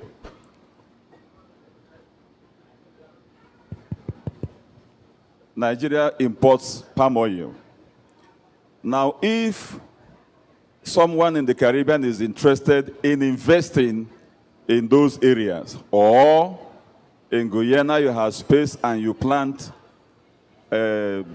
palm trees, in 3 years you start harvesting, can he maybe throw some light? I can say from here that no matter what you produce from the Caribbean, Nigeria has capacity to absorb all the palm oil produced in the Caribbean. Now, because of land, for cassava, if investments are made, I'm aware during Obasanjo administration at a point, Nigeria was the highest exporter of cassava. And there are a lot of derivatives from cassava. Even as we speak, Nigeria exports cassava to China currently. So there are potentials along this line. Can he help throw some light in that area, these 2 products? Benedict? Benedict, you heard the question. Thank you for the question. So during my presentation, you must have heard me, I actually mentioned cassava as one of the opportunities, because the difference between cassava and oil palm is that cassava is not a tree crop. Oil palm is a tree crop. If you want to boost production, you have to wait. There's a gestation period. You might have to wait. You need patient investment, maybe 3 years, 4 years, 5 years, depending on the kind of hybrid crop. But cassava is a low-hanging fruit because it's a crop that you know. And then secondly, the derivative of cassava are more. You can prepare industrial starch, which is very relevant across several industrial products. You can high quality cassava flour, very, very, very broadly used across different pharmaceutical and other kinds of products. Then even the ethanol that I mentioned, as we are moving towards renewables and reducing carbon footprint, there is a demand, just about finding an investment, a business model that makes it competitive so that it can be blended into our traditional gasoline, our traditional fuel, to reduce the carbon footprint. And even in the rum, the Caribbean, spirits and rum industry, which the Caribbean is known for, they also blend ethanol, not the one that is not denatured, into those drinks. So we see a high prospect for cassava. Now back to oil palm. The oil palm industry is an industry that requires patient funding. All right. So, but the returns are very high. It's one of the best sectors to invest in. There are almost 12 different derivatives from the oil palm, from the technical palm oil from the flesh, the palm kernel shell that is used now as also a high energy density and low carbon footprint substitute, is very much in demand in the Middle East and in Europe. Then the kernel, from the kernel you get the oil, from the kernel you get the cake. The palm fronds, they are used for, some of our traditional, the brooms, and also there are so many derivatives from the oil palm tree. But we have now in progress, an oil palm strategy plan. The Ministry of Industry and Trade and Investment has taken a tour. And right now we are creating a special purpose vehicle to support large-scale oil palm plantation. Like I said, Nigeria has 80 million square kilometers of arable land for farming, and we have only used half. This is one of our comparative advantages. We have the land, I used to tell someone that the Netherlands just has the land footprint of just Niger State, which is just about 10,000 square kilo. The footprint of Niger State is probably just a state in Nigeria. It's a very small footprint, but it does export in hundreds of billions. It's able to add value to its exports, and it does export in hundreds of billions, while about 400, 500 billion from dairy products and the like. While a lot of African countries that have 10 times the land footprint, 10 times the population, are still struggling with 5 billion, 6 billion in non-oil exports. So you see the huge potential. So if we have the right patient investment, you are going to make a lot of opportunity from the oil palm sector as well. But the low-hanging fruit will be the cassava sector. And we like the cassava sector because it's a very inclusive sector. It grows almost in almost all the states in Nigeria, at least 30 to 32 states out of 36 states, and it empowers the smallholder farmers, but the oil palm is for large plantations. So they both have their strengths and opportunities. And it's a discussion I'm willing to explore after this engagement. Thank you, Benedict. Thank you very so much. My Nigerian brother. Next question. The lady in front, and then we go to the back, and then it's a question. Hi, good afternoon. My name is Nalco Phillip, and my company specializes in financial and construction project management services. We help residentials build from ground up, doing budgeting, ensuring that all the projects are done on schedule and within budget. One of the things that I find that is extremely complicated to get is labor here in Grenada. Now, my question is for the gentleman from Guyana. You stated that you have a large amount of developers in Guyana. What is the relationship? How can we partner up with individuals from Guyana to have them, complete projects here in Grenada because of the labor, well, I wouldn't say labor shortage, but more of the skilled laborers. The finishing work is really important, and that's one of the things that I find that we lack here in Grenada for most of my clients. Thanks. Shortage of labor is a situation that is facing almost every country in the region. We have to face it. This is why it's important that we automate and continue to improve in our technology and invest wisely and not be so reliant on people. I just want to let you know that. But in terms of opportunities of investment in Guyana, when it comes to developers, you play upon your strength. So any sector that you have been successful in Grenada, whether it's tourism, agriculture, agro-processing, you can come and do the same business in Guyana, and I believe you can quadruple your income in the first year. And play upon your strengths.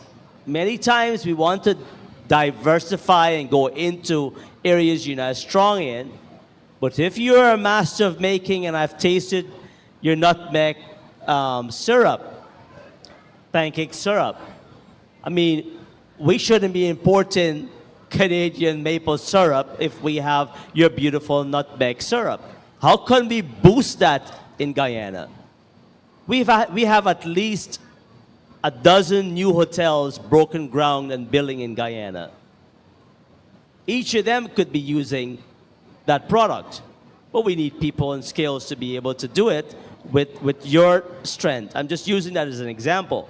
But you pick any area of expertise. It could be education, it could be IT, it could be construction, it could be engineers, architects, tourism. And we don't have blue waters in Guyana, but we have ecotourism, that you can bring tourism and take it to the whole next level in Guyana with our vast forest. So it doesn't matter, and you can build capacity, you can partner with companies in Guyana that are looking for those skills, those specialized skills that each of you may have in you that you can bring to Guyana. It doesn't even require money because many people already have the assets. It just takes the will. Thank you for that question. Thanks. So you take one more question to the back.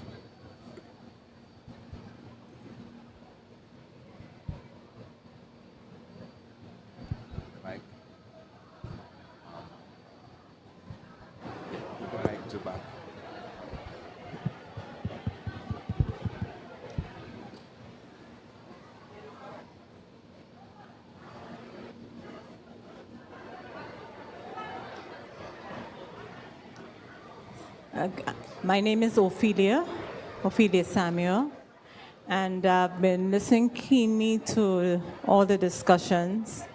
I have one question, and that is concerning the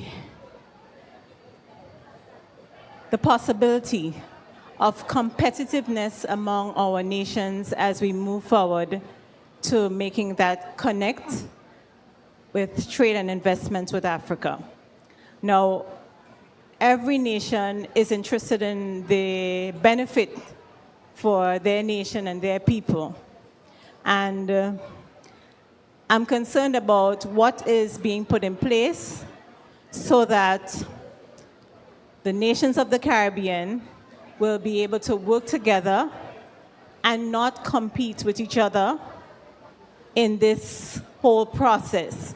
What is being put, what discussions, what is being put in place to avoid that so that every nation will benefit and that all that must be done will be done strategically, that no nation will be disadvantaged. Is there anything being put in place in that respect? I'll take a quick stab at this. There's a need for collaboration, right? And I want to just talk a bit about the Caribbean Association of Investment Promotion Agencies, CIPA. Now, investors on the whole look at investing in, to make an investment decision, they look at a block, whether they invest in North America, in Asia, or South Africa. They make up their mind after analyzing various regions. So what CIPA looks at is promoting the Caribbean as an investment destination, yeah? So you put the location in the minds of investors and also put in the mind of investors trade aspects as well as a block. We all have competitive advantages, yeah? So for instance, Trinidad on the oil and so forth and Guyana, at the end of the day, the cost of electricity is lower. So the country itself can promote investment and trade opportunities based on the comparative advantages that they have. But at the end of the day, you promote the region as a block for investing, right? Because you go to certain parts of the world and you say you're from Grenada, and people, where is that? But they may be aware of the Caribbean, so you promote the Caribbean as a block. And when they become excited in the Caribbean and the comparative advantage of the Caribbean as a block, then you showcase your own individual competitive advantages. And that's what CIPA has been doing since 2007, to promote the region as a block. The other associations that was mentioned, that is looking at the same thing, to look at promoting the region as a block. We cannot continue promoting alone. You have to go as a block. At the end of the day, working together works. And that's the sort of thing I think needs to be done while you package investment opportunities, while you do the necessaries. But those who have package opportunities, they are the ones who can benefit, right? So you have to be ready on a whole while you go out and you promote the region as a block, yeah? So that's my response to you. I was also looking at issues concerning like the main connecting airports from Africa. Let's say we choose Barbados, right? And does that put Jamaica at a disadvantage when persons who come from Africa come to Barbados and have to transfer from that point to go to Jamaica because there is some investment that they'd like to? What is being done in a way that that kind of cost, that kind of the logistics that would take place between the movement would be spread in a way that it does not disadvantage any particular country? I don't know if you understand where I'm coming from. Totally understand where you're coming from. Very good question. And my response will be, whatever we do in terms of logistics, we have to be strategic. If we're not strategic, it's going to work to detriment of all of us. So we have to be strategic. And that'll be my response to that question. But I know we run out of time with this panel. I know Ms. Decima Williams has a question, has a comment. So I will lean to her, right? The mic is coming. And so after Ms. Decima Williams, I just go to the respective panelists to have 30 seconds. Thank you. To just give some remarks to close out. But Ms. Williams, the floor is yours. Thank you, moderator, and I'll be very brief. It's the last day. Most persons have left. But because I'm in the public sector, I do want to say thank you for coming to Grenada and come again.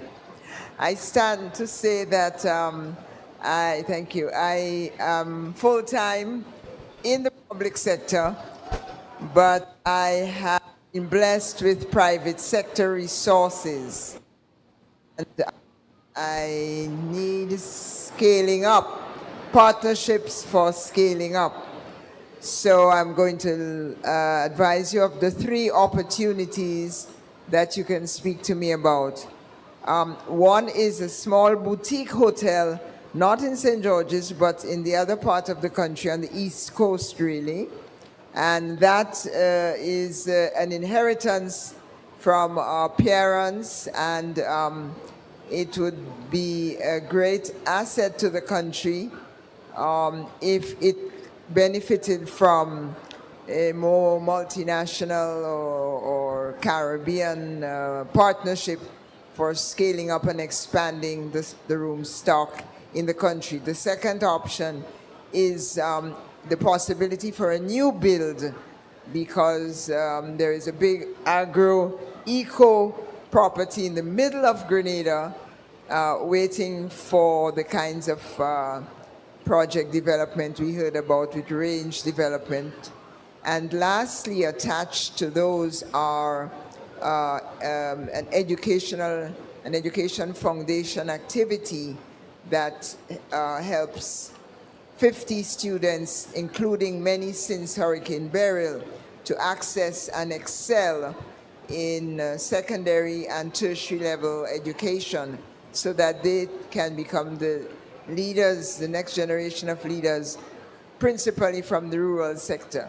So although I am in public life, I have opportunities that are available in private life, and I want to thank all the organizers for this conference. Thank you, moderator. Thank you so much. So to the panelists, I'm giving you 10 seconds for any final remarks. So, Mr. Khan? Yeah, I do want to mention competitiveness being important. There's a tool that we all have at our fingertips that we don't use often, and that is a stronger voice at COTED, the CARICOM external tariff market. You know, so if you're producing, and I'm going to use Grenada as an example, if you're the major producer of nutmeg within the region, and any other country is buying nutmeg, you should be protected, right? But you, as a company, must go and voice that. You have to represent your country and your company at the COTED level. It's not just the government all the time. So we have a voice, whatever you're making, if you think that you need protection and you can service the entire Caribbean market with the same standard and quality, the market is open. So this is an advantage that we have that many of us don't use. Okay. Thank you. Benedict, 10 seconds. Final words. Okay, thank you. I just want to quickly, because this is a recorded engagement, when I said 80 million kilometers square, I meant 80 million hectares. We have 80 million hectares of arable land in Nigeria, and half is still virgin, waiting for development. Personally, I've learned a lot from this engagement, and I want to lay more emphasis on the role of SMEs in strengthening and boosting trade between these regions. And of course, the market makers, our very powerful teeming diaspora, African diaspora, Caribbean diaspora, because diaspora remittances to Africa is 5% of the continent's GDP. It's a 20th of the GDP. So they are market makers. They are with the buyers. They are with the retailers. They are with the financial instruments in the leading market. So these are key to strengthening in the short term the benefits of this transatlantic trade corridor. Okay. Thank you. Constance, 10 seconds. All right, thank you so much. So my closing remarks will be thank you to everyone that has participated today. And just to resound the tourism and hospitality aspects as our bridge building, the project Polaris, which is the medical tourism, the educational tourism from your medical connecting to America. I'm right here in America, and we can connect to each other since it has that certification, building those tourism packages to connect us. The connection is now. There's no more time. We can do it. So thank you everyone for that. I look forward to meeting everyone from the various countries. And just like Ronald mentioned, from the Caribbean nations, CAIPA is doing that connection, whereby for an African to be able to connect to the Caribbeans, we move to the Caribbean and we're able to see what you have in your individual portfolios. The same thing from Nigeria, we're working on that. And that's why we have the NEPC Architect Benedict here, and we're connected to NASIMA, which is our main chamber of commerce, who will have that same platform so that the SMEs can intentionally and be able to be satisfied so that you're not moved to the different fronts and you have issues. We will strategically and intentionally make it clear such that this bridge we're trying to build is neatly done. Thank you also, and I want to recognize my brother Namdi Ono for being there. We look forward to doing more. Everyone in the room, thank you so much. Thank you so much. Ladies and gentlemen, we come to the end of this this panel, and I know thanks for being a panel, all right, all right, and I now hand over back to the moderator. Thank you, Ronald, for this final panel discussion. Ladies and gentlemen, let's give them a round of applause for their great work in ensuring that investments are promoted. And I just want to thank each of you for attending today. Just like that, ladies and gentlemen, we've journeyed across the ocean with our ideas and, of course, our opportunities. And as we close, I'd like to thank each speaker, each panelist, each moderator, and our guests for all the insights, energy, and commitment to building a stronger Afri-Caribbean future. Let's carry today's momentum into meaningful partnership, and I invite you to continue networking, ensure that you make a purchase.